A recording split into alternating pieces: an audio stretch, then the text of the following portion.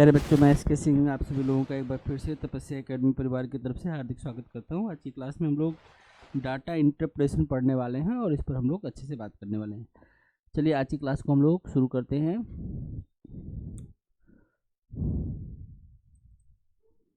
तो हम लोग पिछली क्लास में हमने ये सीखा कि डाटा इंटरप्रेटेशन में सबसे पहला चीज़ जो हम लोग पढ़ रहे थे उसका नाम था पाई चार्ट। हम लोग पिछली क्लास में पाई चार्ट पर बात कर रहे थे और पाई चार्ट हमने बताया था कि इसका नाम क्यों है। और यहाँ पर जो इम्पोर्टेंट बात हमने सीखी थी, हमने ये सीखा था कि यहाँ पर रिलेशन होता है परसेंटेज का और डिग्री के साथ में। और हमने देखा था कि पाई चार्ट का मतलब होता है कि जब भी हम किसी इन्फॉर्मेशन को एक सर्कल के अंदर प्रेजेंट करते हैं तो उसके सेंटर पर जो यहाँ पर पूरा जो एंगल बनता है 360 डिग्री होता है, जिसको हम परसेंटेज में 100% बोलते हैं। तो यहाँ से हमें इस बात को समझ में आया कि हम किसी चीज़ के टोटल को पाई चार्ट के अंदर प्रेजेंट करते हैं और इसकी वैल्यू 360 डिग्री के बराबर होती है।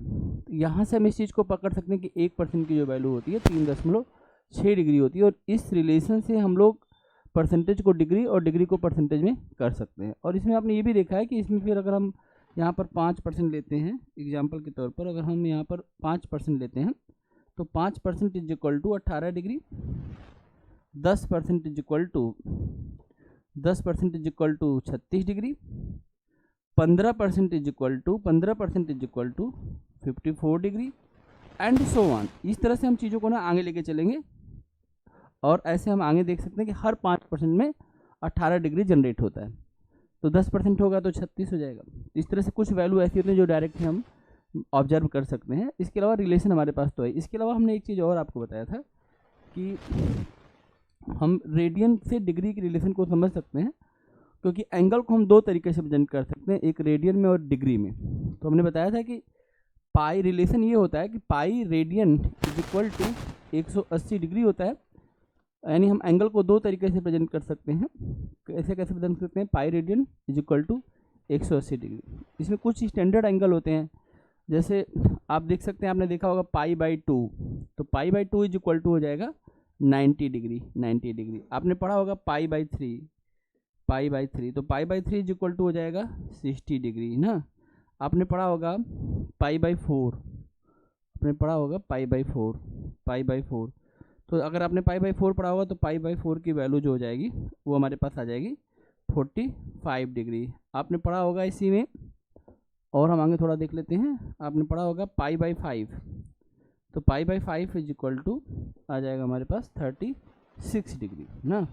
आपने पढ़ा होगा π/6 is equal to 30 degree and so on. होता क्या है कि अगर हम मान लीजिए 2 से भाग देंगे, दोनों तरफ भाग दे देंगे तो π/2 हो जाएगा। तो पाई से π/2 पता किया जा सकता है। अगर हम दोनों तरफ 3 से भाग दें तो यह π/3 हो जाएगा। π/3 इज इक्वल टू 60 डिग्री हो जाएगा। अगर दोनों तरफ हम 4 से भाग दे देंगे तो π/4 हो जाएगा। π/4 इज इक्वल टू 45 डिग्री हो जाएगा। अगर दोनों तरफ हम 5 से भाग देंगे तो इसकी वैल्यू हो जाएगी π/5, जिसकी वैल्यू 36 डिग्री हो जाएगी। अगर हम दोनों तरफ 6 से भाग दे देंगे तो π/6 आ जाएगा, जिसकी वैल्यू हमारे पास 30 डिग्री आ जाएगी। तो ये रिलेशन है रेडियन का डिग्री के साथ में। और यहाँ पर हमने आपको एक बात और बताई थी कि आप ये देख सकते हैं कि एक radian that is equal to जो होता है वो 57 डिग्री 16 मिनट और कितना 22 सेकेंड होता है। इस तरह से एक रिलेशन है और इसकी वैल्यू को कई बार एग्जाम में पूछा भी गया है अलग अलग एग्जामों में कि एक रेडियन की वैल्यू डिग्री में कितनी होती है। तो एक रेडियन जो होता है वह 57 डिग्री 16 मिनट और 22 सेकेंड के बराबर होता है। इसका तरीका ये भी है कि अगर हमने बताया था कि अगर रेडियन को आप ऑब्जर्व करना चाहते हैं तो इसमें हमने एक चीज़ और आपको बताई थी, आपने देखा था कि अगर हम किसी एक ऐसे सर्कल की बात करें और सर्कल का यहाँ से यहाँ तक अगर रेडियस यहाँ पर r है और हमने ये वाला भी, ये तो r ही रहेगा क्योंकि सेंटर से जब हम इसको मिलाएंगे तो r होगा। बस इसमें ध्यान देने वाली थी, अगर यह दूरी भी अगर r के बराबर हो जाए, मतलब रेडियस एंड जो इसका आर्क है अगर ये दोनों आपस में बराबर हो जाए तो इस यहाँ पर जो एंगल जनरेट होता है इस एंगल को एक रेडियन कहा जाता है।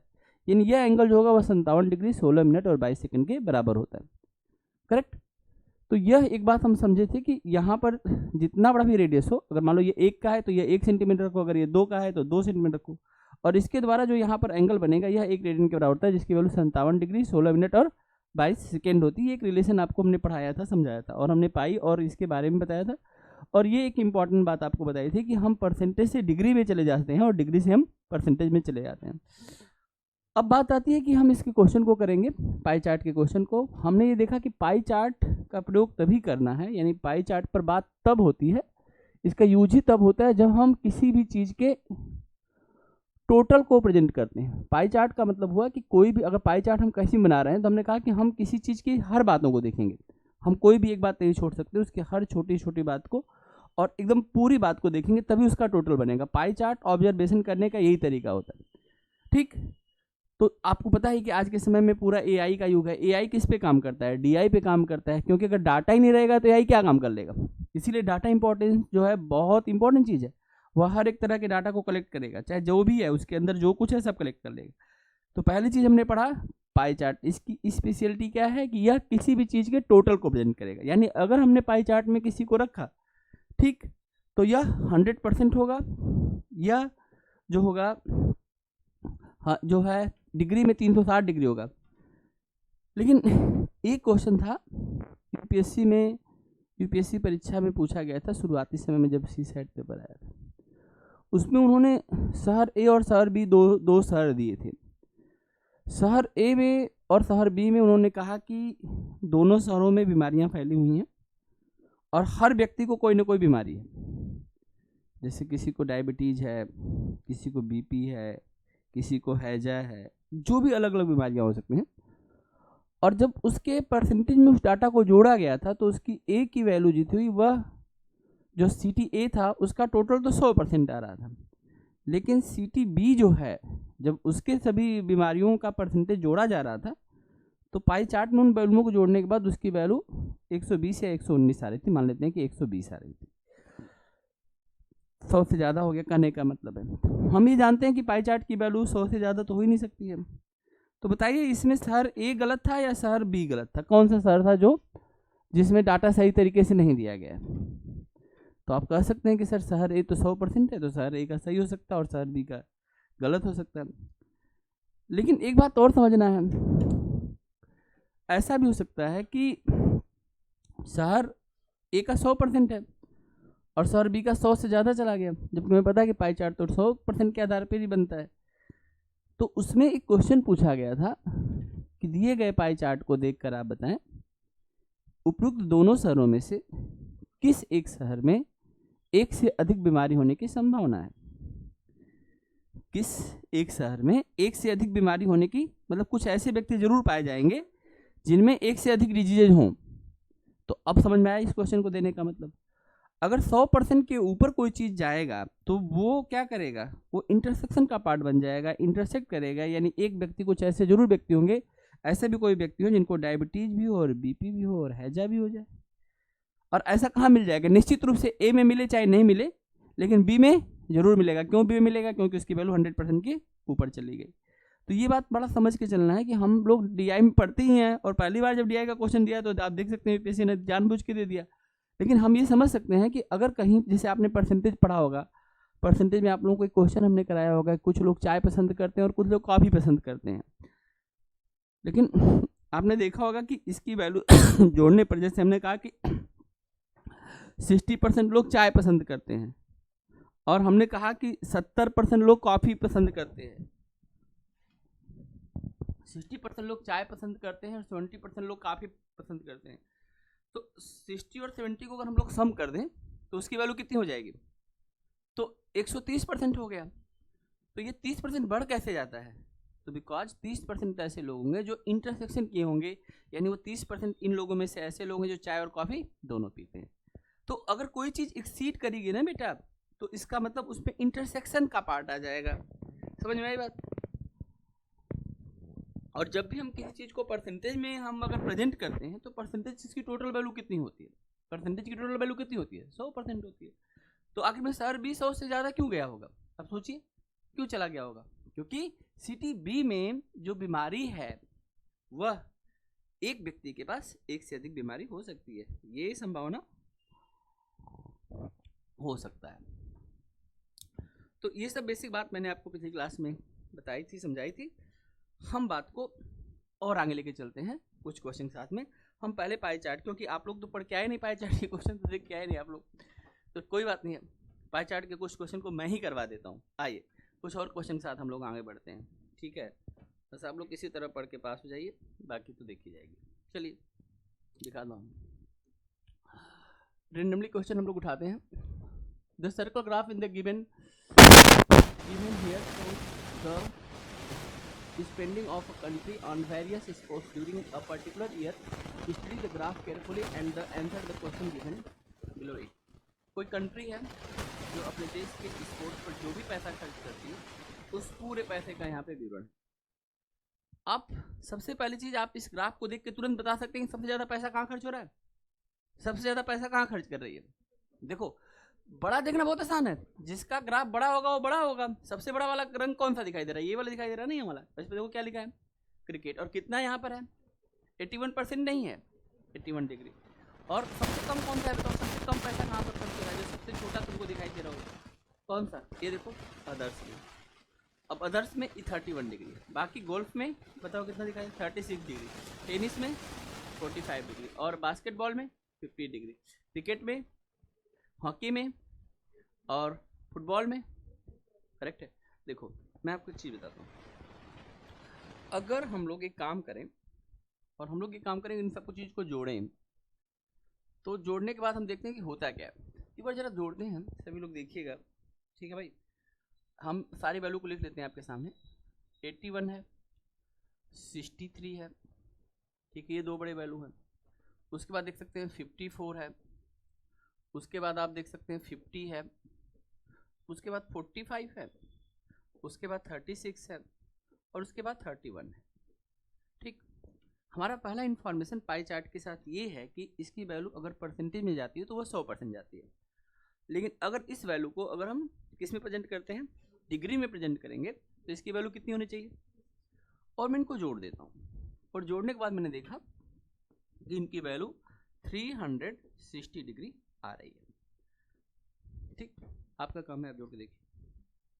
मुझे तो पता ही है कि 360 से कम नहीं कर सकते, अगर 1 डिग्री भी कम कर देंगे बवाल मच जाएगा। आप जोड़ के देखिए 360 आ रहा है कि नहीं, अपना अपना कैलकुलेशन कर लो, मेरे वर्ड से मत रहो। क्वेश्चन को नोट करो, ये क्वेश्चन तुम्हें बनाना है, क्वेश्चन को नोट करो, डायग्राम को नोट करो अपने कॉपी पर। ठीक, ऑब्जर्वर मत बनो, ठीक है, मेहनती बनो, क्वेश्चन लिखो, बार बार लिखो, बनाओ, काटो। 72 मार्क का बीपीएससी में केवल और केवल डीआई पूछता है। ठीक, और मैं एक मात्र ऐसा टीचर हूं कि 72 के 72 नंबर किसी भी कमजोर बच्चे को दिलवा देता हूं। आयोग आज तक ये नहीं समझ पाया कि एक नंबर काटे तो कहां काटें। आई बात समझ में। और स्पेशल बीपीएससी डीआई पढ़ने के लिए बच्चा हमको खोजता है और उसको अलग से बैच बना के पढ़ाते हैं हर साल। ठीक, एक नंबर नहीं कटने देता हूं। कहां से आप काट लेंगे, हर एक बात को बच्चा उसमें लिखना होता है, ऐसे कोई टिक मार के नहीं आना होता है। ठीक, उसमें 72 के 72 नंबर बच्चे को दिलाता हूँ, और जो 72 नंबर पा जाता है ना डीआई में, वो फिर प्रॉपर एसडीएम बनता है। जीएस तो अच्छा होता है यूपीएससी के बच्चों का, जो बच्चे सिविल सर्विस की तैयारी करते हैं उनके जीएस तो इतने तब कमाल के होते हैं, पूछो मत।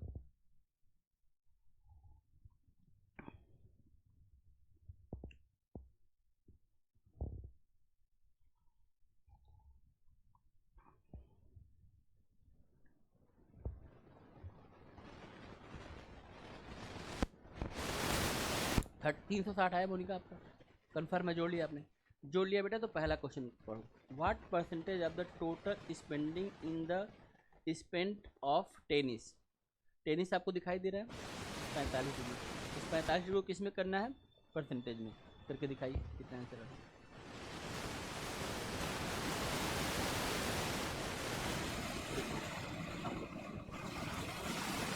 और ध्यान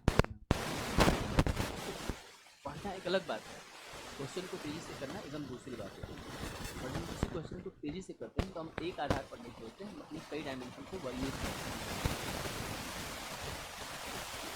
तो यहाँ पर आप लोग देख लेंगे कि what percentage of the total spending is spent on the tennis. जब हम टेनिस पर जाते हैं तो इसकी वैल्यू कितनी आती है? 45। और मैं आपको एक बात बताऊँ, हमने पढ़ा है कि भाई अगर डिग्री में कोई चीज़ चलेगी तो हमारे हिसाब से 18 के साथ चलनी चाहिए। 18, 36, फिर 54। न ये 36 है न 54 है, अरे 36 और 54 के बिल्कुल बीच में है। अगर आप 9 का टेबल पढ़ेंगे तो इस बारे में आप जान पाएंगे। 9, 9 चौका 36, 9 पचे 45, 9 छक्का 54। तो ये बिल्कुल बीच की वैल्यू है 36 और 54। और 36 का मतलब होता है 10% और 54 का मतलब कितना होता है? 15%। दोनों के बीच में क्या आएगा? 12.5। तो इस क्वेश्चन को बिना पेन चलाए तुम बना सकते हो। आप समझिए इस चीज़ को, हमने कहाँ पेन चलाया? आपके सामने तो मैं बैठा हूँ और क्वेश्चन भी आपके सामने रैंडमली हम लोगों ने उठाया है गूगल से। इस बात को समझिए, अगर मैं ये कहता हूँ कि 5% में 18 डिग्री होती है तो हम ये भी तो कह सकते हैं कि 9 जो है 9 डिग्री 2.5% में है। 5 का आधा 2.5 होता है, 18 का आधा 9 होता है, तो 36 + 9 45 होता है। 36 का मतलब 10% और 9 का मतलब 9 डिग्री का मतलब 2.5%, तो 12.5 हो गया। तो हमने इसमें कहाँ पेन चलाया और कौन सा हमने आपको कैलकुलेशन करने के लिए कहा? आप पहला क्वेश्चन आप लोग कहा, मैं एक बार फिर से इस बात को कहता हूँ। बेसिकली हम इस क्वेश्चन को ना 2-3 तरीके से हम लोग समझते हैं और समझने के लिए हम लोग पहले क्वेश्चन को यहाँ पर आप देख सकते हैं कि हम जिस पाई चार्ट को बना रहे हैं उस पाई चार्ट में हमारे पास कई सारी चीज़ें थी। पहला चीज़ हमारा क्या था बताए? वो क्या था हमारे पास? क्रिकेट था। क्रिकेट कितने डिग्री था? 81 डिग्री। क्रिकेट के बाद दूसरा चीज़ हमारे पास क्या था? हाँ, जो सबसे बड़ा वैल्यू था हॉकी। हॉकी में हमारे पास कितना है? 63 डिग्री था। तीसरी बड़ी वैल्यू कौन सी थी? कितना था? फुटबॉल। तो ये रहा हमारे पास फुटबॉल और जो 54 डिग्री था। चौथी बड़ी वैल्यू हमारे पास क्या थी? बास्केटबॉल। कितना था हमारा बास्केटबॉल? 50। पांचवा इसके बाद हमारे पास क्या था? कितना था? टेनिस। हाँ, हमारे पास टेनिस है और टेनिस हमारे पास है 45 डिग्री। उसके बाद गोल्फ, हमारे पास गोल्फ है। गोल्फ कितना है? 36। उसके बाद अदर्स था। अदर्स कितना था हमारे पास? 31। हमने ये देख लिया कि अगर हम इन सारी चीज़ों को प्लस करते हैं तो इसकी वैल्यू हमारे पास 360 डिग्री के आसपास पहुंच जाती थी। 360 डिग्री टोटल हमारी वैल्यू 360 डिग्री हो जाती है। क्वेश्चन ने हमसे पहला क्वेश्चन पूछा टेनिस को लेकर के, और अगर हम टेनिस की बात करते हैं, आप यहाँ पर देख सकते हैं हमारे पास यहाँ पर टेनिस लिखा गया है। टेनिस हमें दिया गया है 45 डिग्री और हम इस वैल्यू को परसेंटेज में कन्वर्ट करना चाहते हैं। तो मैं कहता हूँ कि हम लोगों ने अब तक क्या पढ़ा था? आप देखिए, हमने ये पढ़ा था कि 1% that is equal to 1% is equal to 3.6 degree, ऐसा आपने पढ़ा होगा। बेसिकली अगर कोई भी इस चीज़ को पढ़ता है ना बेटा, तो मैथमेटिकल तरीके से यही रिलेशन वो पढ़ता है और इसी आधार पर क्वेश्चन बनाता है। और ये काम थोड़ा मुश्किल है, लेकिन आप पहले इस चीज़ को समझिए कि बाकी लोग क्या करेंगे और आप क्या किए हैं, उन दोनों अंतर को आपको समझना बहुत ज़रूरी है। तो होता क्या है कि जब हम ये देखते हैं कि हमारा डाटा डिग्री में है तो हम इसको जब 1 डिग्री करते हैं तो 1 डिग्री इज इक्वल टू 1/3.6 क्या हो जाता है? परसेंटेज हो जाता है। ये बात उलट जाती है। देखो 1% इज इक्वल टू 3.6 तो आपने पहले से पढ़ा था कि नहीं पढ़ा था? ये बोलते ही नहीं हो तुम लोग, या मैं क्या करूँ तुम लोगों का बताओ? सही चीज़ भी बोलोगे नहीं। 100% is equal to 360 degree, that mean the 1% is equal to 3.6 degree. ये रिलेशन हमने यहाँ पर देख लिया था, लेकिन हम इसी रिलेशन को बदल भी तो सकते हैं ना। हम ऐसे कर सकते हैं कि ठीक है 3.6 इज इक्वल टू 1 डिग्री, तो 1 डिग्री इज इक्वल टू 1/36%। हमारे पास इसकी जगह पर जहाँ पर 1 है यहाँ पर 45 दिया है, तो अगर 45 होगा तो हम क्या करेंगे? 45 इंटू क्या 1/3.6 हो जाएगा, कुछ ऐसा हो जाएगा। इसको सॉल्व करने का सिंपल सा तरीका ये होता है कि हम 45/36 हमने 10 से ऊपर नीचे मल्टीप्लाइड किया होगा। 10 से मल्टीप्लिकेशन करने से क्या होगा? डेसिमल हटेगा। डेसिमल हटेगा तो क्या होगा? अब डेसिमल हटेगा तो क्या होगा? तो यहाँ पर 9 से कट जाएगा। 9 से 9 4 जा ना, 9 4 जा और 9 5 45 हो जाएगा। और यहाँ पे 2 से कटा सकते हैं, 2 से 2 हो जाएगा, 2 से 5 हो जाएगा। इसकी वैल्यू 25/2 आएगी, जो कि सॉल्व करने के बाद 12.5% आएगी। ये पूरा मैथमेटिकल प्रोसेस है जिस पर बुक या अदर लोग इस पर काम करते हैं। ये पहला ओपिनियन है, जिस आधार पर एनसीईआरटी काम करती है, जिस आधार पर एजुकेशन सिस्टम काम करता है, जिस आधार पर चीज़ों को समझाया जाता है। आप पूरी एजुकेशन में जब भी आप मैथ पढ़े होंगे तो इस चीज़ को बताया जाता है कि अच्छा एक की कीमत तुम्हें पता चल गई, अब कितने भी निकाल लो। तो हम 1 डिग्री की वैल्यू निकाल लिए तो अब जितने का पूछेगा निकाल लेंगे। लेकिन ये प्रोसेस करने के लिए किसी भी बच्चे को पेन उठाना ही पड़ेगा।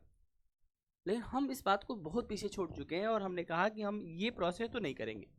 तो अगर हम ये प्रोसेस अगर नहीं कर रहे थे तो हम कर क्या रहे थे? तो हमने कहा कि हम हमेशा लॉजिकल चीज़ों से काम करेंगे। और हमने कहा कि हमने आपको 2 चीज़ें बता रखी है। हमने आपको बता रखा है कि 10% और इसकी वैल्यू होती है 36 डिग्री, और हमने बता रखा है 15% और इसकी वैल्यू होती है 15%। इसकी वैल्यू कितनी होती है? बोलो कितना? 52 नहीं, बस तो हो गया, लॉजिकल हो गया है दिव्यांशी। 18 का टेबल कितनी बार रटवाया? मैं 18 का टेबल इनफाइनाइट तक पढ़ सकता हूँ और तुमको भी बताया कि 18 का टेबल तुम इनफाइनाइट तक पढ़ सकते हो। क्या फ़ायदा इन चीज़ों को सिखा के तुम लोगों को तो ऐसे है जैसे आदमी घी जो है वह कहाँ डाल रहा है? गोबर में डाल दे रहा है। कहाँ डाल दे रहा है? घी उठा के कहाँ डाल दिया? गोबर में। तुम लोग के ऊपर मेहनत करने का सीधा सा फंडा है, मुझे कुछ दिखता नहीं है।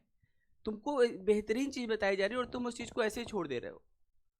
यही चीज़ सीखने के लिए बच्चा पूरा छटपटाता रहता है, 4-4 5-5 साल लग जाते हैं, कभी उनको पता नहीं चलता कि हम क्यों नहीं क्वालिफाइंग कर रहे हैं। पढ़े तो ठीक ही थे, फिर क्यों फेल हो गए? और एक से एक होशियार बच्चे, मैं बता रहा हूँ, आप देख के दंग रह जाएंगे उनके नॉलेज को। जीएस में कमाल का नॉलेज है और मैथ में आके लट्टू बन जाते हैं क्योंकि टाइम ज़्यादा लग जाता है। ये सीखना पड़ेगा और आप लोगों के हाथ में सही चीज़ आ गई है, आप लोग उसको समझ नहीं रहे हैं। हमें क्वेश्चन को क्विक करना है, टाइम बचाना है। जीएस में तो तुम्हारा टाइम बचा ही रहेगा ना, फैक्ट याद है, खट से तुम जीएस में ट्रिक कर दोगे। जीएस में तो कौन सा तुम्हें करना है? टाइम कौन कंज्यूम करेगा? तुम्हारा मैथ का टाइम कंज्यूम कर देगा, रीजनिंग कंज्यूम करेगा, उसको हम कम कैसे करेंगे? तो अगर हम डे 1 से इस चीज़ को पढ़ रहे हैं तभी तो हम आगे कम कर पाएंगे। तो हम एक चीज़ के ज़्यादा ओपिनियन नहीं रखेंगे तो हम कर ही नहीं पाएंगे, फिर हम समझ ही नहीं पाएंगे और फिर हमें देखना पड़ेगा कि इस चीज़ के साथ हम कंफर्टेबली चीज़ों को कर पा रहे हैं। तो अगर हमारे पास 54 होता तो हम इस वैल्यू को 15 कर देते, और अगर हमारे पास 36 होता है तो इसको हम क्या कर सकते हैं? हमें जो वैल्यू दी गई वो क्वेश्चन में ना तो हमें ये दिया गया ना तो हमें इसके बीच की वैल्यू दे दी गई। क्या दी गई? 45 डिग्री। आप देख सकते हैं 45 डिग्री दिया गया। अब मैं एक बार वापस क्वेश्चन पे आता हूँ, आपको दिखाता हूँ कि हुआ क्या। जरा एक बार, अगर आपके अंदर बुद्धि है, जो कि नहीं है मैं जानता हूँ, लेकिन अगर आपके अंदर मान लो कि बुद्धि है और आपने बुद्धि का प्रयोग करे और आपको 45 डिग्री के लिए निकालना था, एक बार ऑप्शन को भी देख लीजिए। ऑप्शन एक कह रहा है कि 45%, एक कह रहा है कि 25%, एक करता है कि 22.5%, एक कहता है कि 12.5%। जब हमारा आंसर 10 और 15 के बीच में आएगा, तो 10 और 15 के बीच में कौन सा है? 12.5। हमें तो करने की जरूरत थी, इस क्वेश्चन में करने की क्या जरूरत थी? हमने क्वेश्चन को देख के तुरंत क्यों नहीं टिक लगाया? जीएस में जितना टाइम लगता है उससे कम समय में हमने इस क्वेश्चन को क्यों नहीं किया? समझ मेरी बात कि हम कैसे टाइम को सेव करेंगे। क्वेश्चन तो तुमको मैंने एक बार में सिखा दिया, तुम पूरा कॉन्सेप्ट समझ गए। उस कॉन्सेप्ट से बाहर तो कोई बात ही नहीं होगी ना। एक चैप्टर में 20 कॉन्सेप्ट होगा, मैंने 20 की जगह पे 22 पढ़ा दी, तो क्वेश्चन के लिए तो तुम कभी नहीं कर पाओगे। लेकिन उन 22 क्वेश्चन की क्रीम बातें तुम्हारे पास हैं, तुम्हारे दिमाग में है, तुमने प्रैक्टिस की कि नहीं, कि ये तुमको बेटा तुम्हारे सिलेक्शन को डिसाइड करेगा। तो मैं ये कह रहा हूँ कि अगर हम फिर से इस बात को वापस आते हैं और हम ये देखते हैं कि ये डाटा तो हमें पहले से ही पता था कि 10% की वैल्यू 36 होती है और 15% की वैल्यू 54 डिग्री होती है।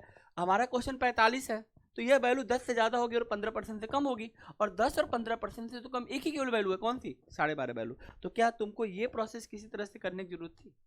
नहीं थी। With the help of option we can do. 4 option ना बेटा, 4 सपोर्टिंग पर्सन होते हैं, ऐसे समझो कि तुम्हें 4 लोग पुश कर रहे हैं। ऑप्शन हमारे सोल्यूशन तक पहुंचाने का एक बहुत जानदार तरीका होता है, इसलिए हर क्वेश्चन में ऑप्शन को जरूर यूज करो कि हाँ कौन सा हो सकता है और कौन सा नहीं हो सकता है। इससे तुम्हारा ओपिनियन स्ट्रांग होता चला जाएगा। बात समझ में आई?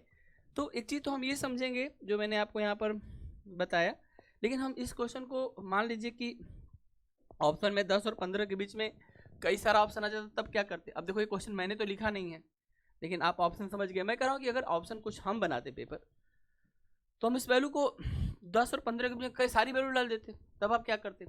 तब आप जरा एक बात समझो, जब आपको ये बताया गया कि 5% that is equal to 18 degree, और जिसी को आप अभी तक भूल रहे हैं, याद कर रहे हैं, 10 बार याद करवाना पड़ा है, यहीं पर अगर मैं इसको ऐसे कह दूं कि अगर ये 9 डिग्री है तो यहाँ पर इसकी वैल्यू 2.5% हो सकती है कि नहीं हो सकती? पहले ये मुझे बता दो। अगर मैं इसको ऐसे करूँ बेटा, इस बात को जरा ध्यान समझना, अगर मैं 5 का आधा करूँ तो कितना आएगा? 2.5 आएगा ना। और अगर मैं यहाँ पर 18 का आधा करूँगा तो क्या आ जाएगा? 9 डिग्री। तो क्या मैं इस वैल्यू को जनरेट कर सकता हूँ कि नहीं कर सकता हूँ? 45, हमारा क्वेश्चन था 45 के लिए। अगर मैं कहता हूँ कि 45 डिग्री, तो 45 को मैं लिख सकता हूँ 36 और प्लस 9 डिग्री। क्या 45 को 36 प्लस 9 लिख सकता हूँ? भाई 36 तो वो वैल्यू जो तुम्हारे दिमाग में है, जो तुमने पढ़ रखा है, तुमने 36 में इसको ब्रेक कर दिया, फिर 54 पे कर नहीं सकते थे। तो हमने यहाँ पर एक चीज़ देखा कि ये जो 36 है ना बेटा, इसकी जगह पे हम लिख सकते हैं 10%, और जो ये 9 डिग्री है इसकी जगह पे हम क्या लिख सकते हैं? 2.5%। तो अगर हम इसको सॉल्व करेंगे तो इसकी वैल्यू कितनी आ जाएगी? 12.5। ठीक।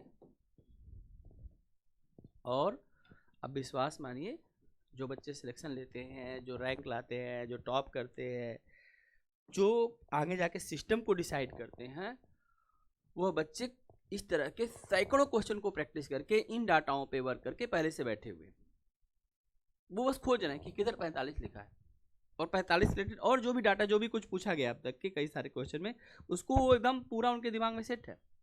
उनको पता है, एग्जाम देने के बाद क्लियर कट होते हैं, अच्छा ये तो ओके है। और 1 बाय 1 अपने एग्जाम को उस तरह से तैयारी करते हैं। अच्छा मेरा इस सेक्शन वीक था तो इसमें मुझे ज़्यादा समय देना चाहिए, इसको कम पढ़ना चाहिए, पूरी प्लानिंग होती है, और वही सिलेक्शन लेके जाते हैं। फिर सिस्टमेटिक और नॉन सिस्टमेटिक में तो यही अंतर है ना। हमें फोकस कहाँ करना है? अगर हम ये नहीं समझ पाएंगे अभी, तो हम फिर पूरी जीवन अपना खराब कर लेंगे। आई बात समझ में? सिर्फ नॉलेज ही एक ऐसा चीज जो आपको सबसे आगे लेके जाएगा। नहीं तो आप में और बाकी लोगों में क्या अंतर है? एक लेबर और आपके शरीर में क्या अंतर है? शरीर तो सबका एक जैसा ही है, तो किस बात का फिर अंतर है? सिर्फ बुद्धि का अंतर है, बुद्धि, आपके कम्युनिकेशन का अंतर है। वो चीज आपको फिर पे करती है, पूरी लाइफ टाइम आप आगे बढ़ेंगे, कोई रोक नहीं सकता। समझ में आएगा? तो उस चीज को आप लोग समझिए। आप अब ये क्वेश्चन देखने के बाद आपको तुरंत बताना चाहिए कि अच्छा इसका आंसर है 12.5%, बात खत्म। समझ में आया कि 12.5% कैसे आप डिसाइड करेंगे? इस तरह से करेंगे कि इस तरह से करेंगे? आप खुद ही देख लीजिए। बढ़ाने के लिए तो हम ऐसे भी पढ़ा सकते हैं, आप मना कर ही नहीं सकते, क्योंकि पढ़ाई यही गया है, सभी लोगों को पढ़ाया गया है। आई बात समझ में? तो अब इसके बाद क्या हो सकता है, वो सब चीज़ों में लगातार देखते रहना पड़ेगा। मैं अगला लेके चलता हूँ क्वेश्चन। ये क्वेश्चन आप मुझे बताएंगे, क्वेश्चन नंबर 2। पहला क्वेश्चन हो गया, अब 2 नंबर क्वेश्चन आप मुझे बताइए। 2 क्वेश्चन,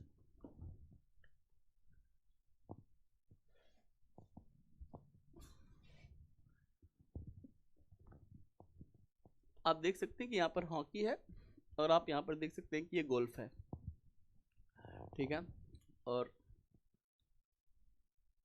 तो 9 का ही टेबल चल रहा है। अगर आप ध्यान से देखें तो अगर मैं इसमें से इसको माइनस कर दूं, 9 चौका 36 और 9 पच्चे 45, 9 छक्का 54, 9 सात 63, तो इसमें 27 आ जाएगा। 27 आपको पता चल गया, 2.5 3 बार 9 का टेबल 3 बार 9 जो है 9 डिग्री इक्वल टू 2.5% होता है। तो आराम से आपको पता चल गया होगा इसका आंसर। कौन सा वाला ऑप्शन होगा बताइए? How much percentage more in spend than the golf? बताइए। तो ये जो है एक्चुअली में ऑप्शन तो मुझे लगता है गलत दिया हुआ है। कौन सा आंसर होगा?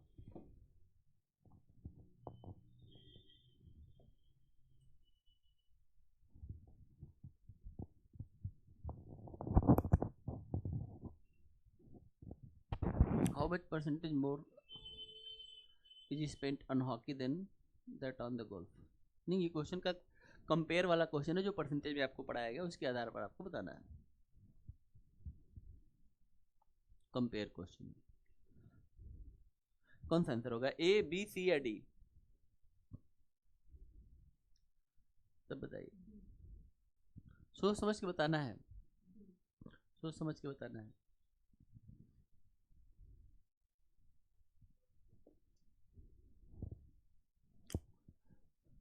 और ये सब ऐसे क्वेश्चन है ना, देखते हैं आंसर पे ट्रिक मार देना। देखा क्वेश्चन और आंसर एकदम डिसाइडेड, तो आंसर डिसाइडेड होता है इसमें। बताइए जल्दी बोलिए, आप लोग क्यों चुप है भाई? बाकी लोग क्या कर रहे हैं? हाँ,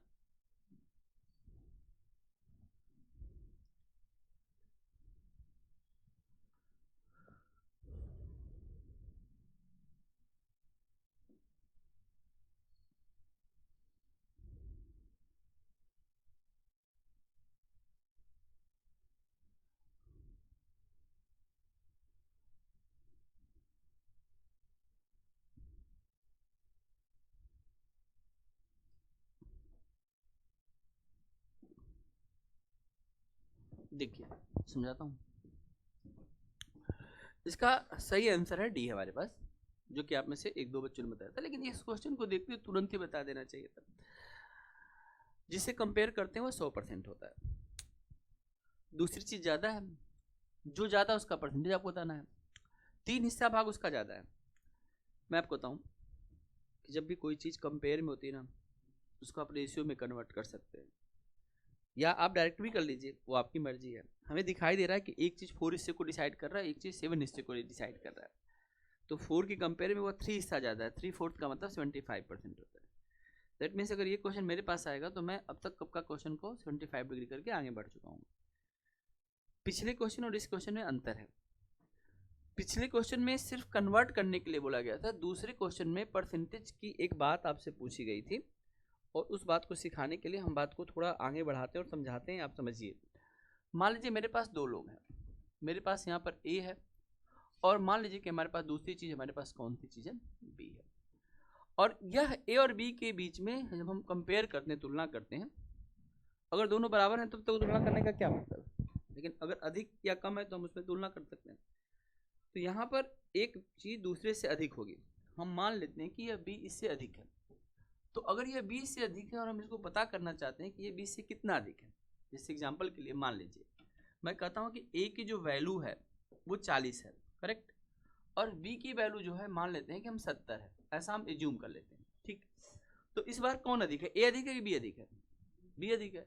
लेकिन ये जो अधिक है वो तो सबको पता है कि इससे 30 अधिक है और इससे 30 कम है। अगर ये पूछा जाए कि परसेंटेज में कितना मोर है, कितना अधिक है, तो आप ऐसे कहते हैं कि पहले हम पता तो करें अधिक कितना है, तो आप कहेंगे अधिक 30 है, लेकिन कहाँ से अधिक है, तो 40 से, और परसेंटेज निकालने के लिए हम किससे मल्टीप्लाइड करते हैं, 100 से। अगर आपने परसेंटेज पढ़ा होगा तो यह बेसिक बात आपको जरूर बताई गई होगी, या कहीं पर भी अगर हम किसी चीज़ को परसेंटेज में कन्वर्ट करते हैं तो उसका एक सिंपल सा तरीका होता है, वी हैव मल्टीप्लाइड बाई 100।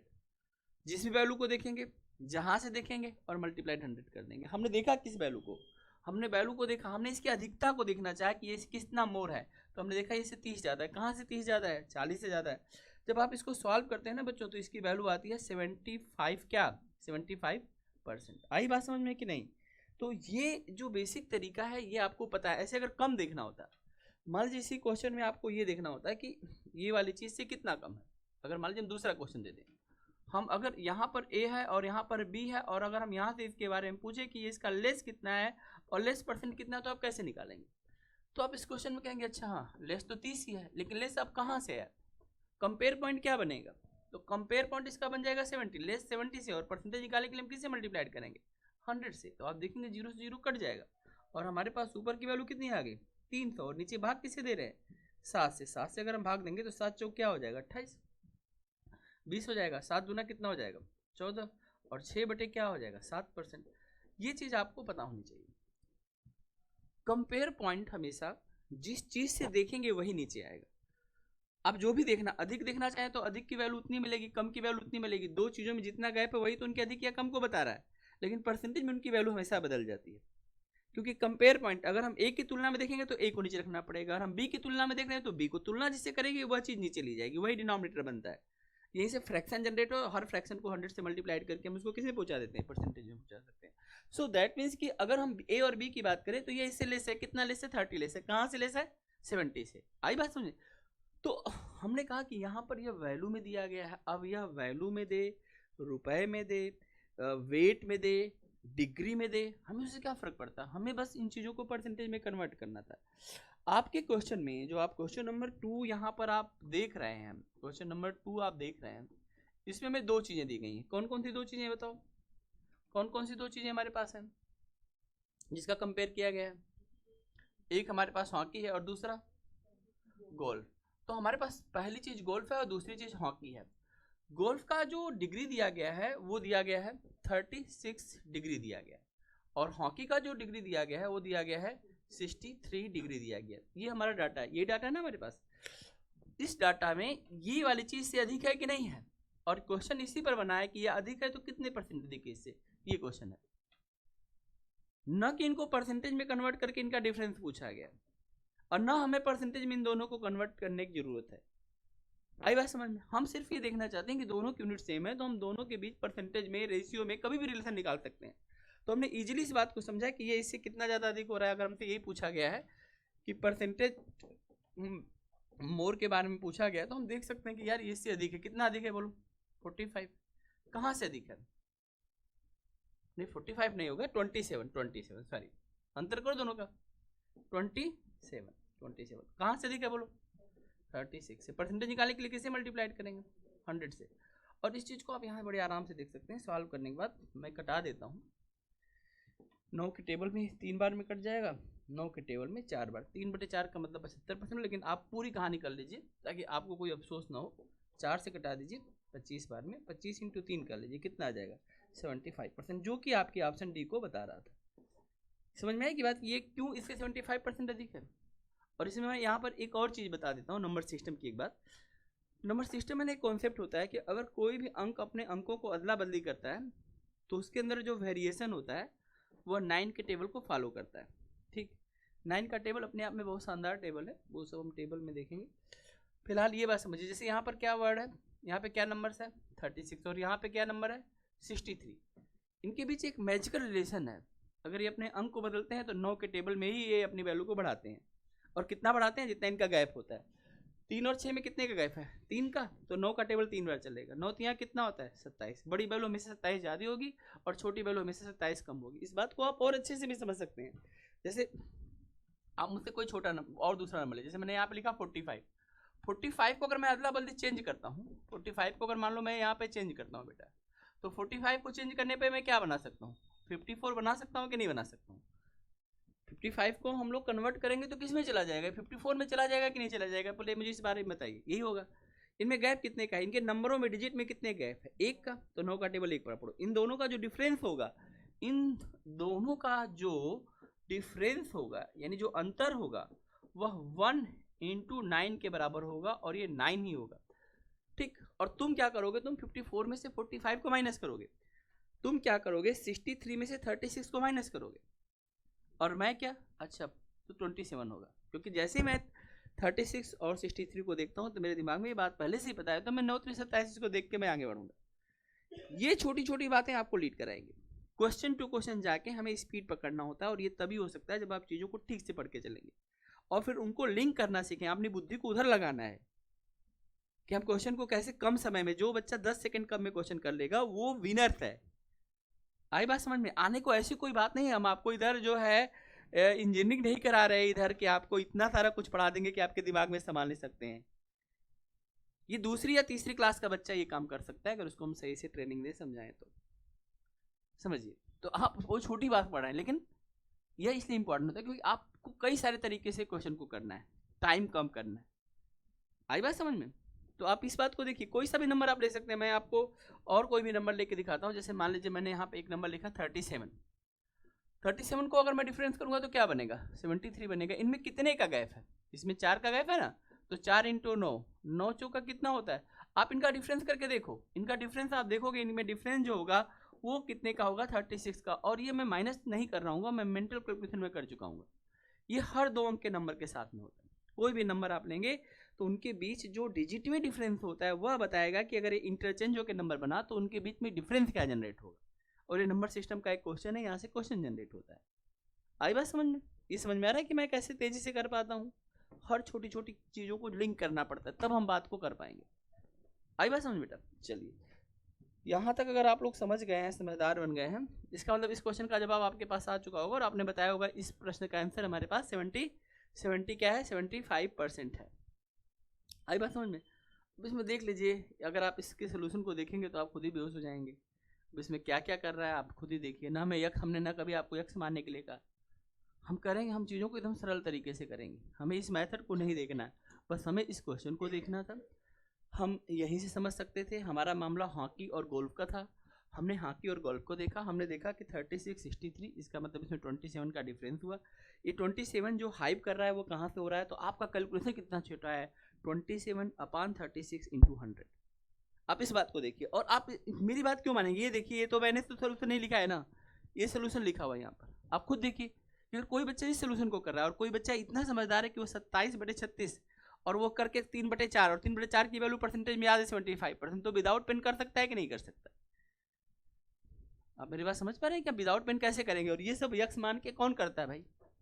और इसकी जरूरत क्या है कंपटीशन के क्वेश्चन में? आप बात समझिए इस चीज को।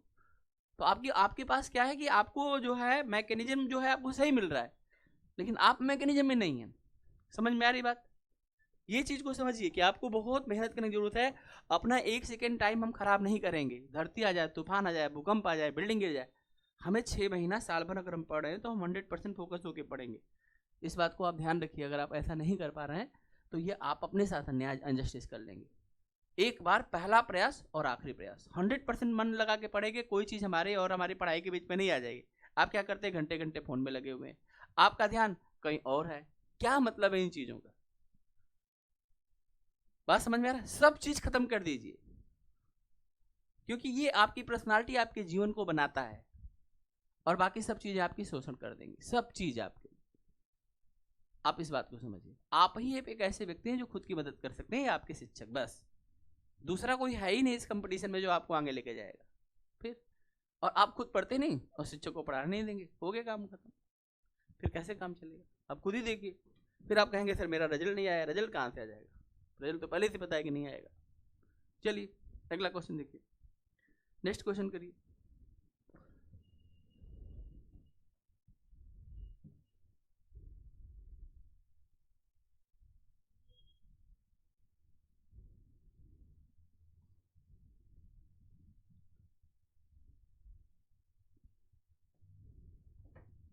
ठीक, क्वेश्चन बहुत आसान है। 1,80,00,000 रुपया खर्च करते हैं कहाँ पर? हम स्पोर्ट्स पे। यानी पूरा हमारा जो खर्चा है, जो 100% की वैल्यू हमारे पास है, वह 1,80,00,000 रुपया है।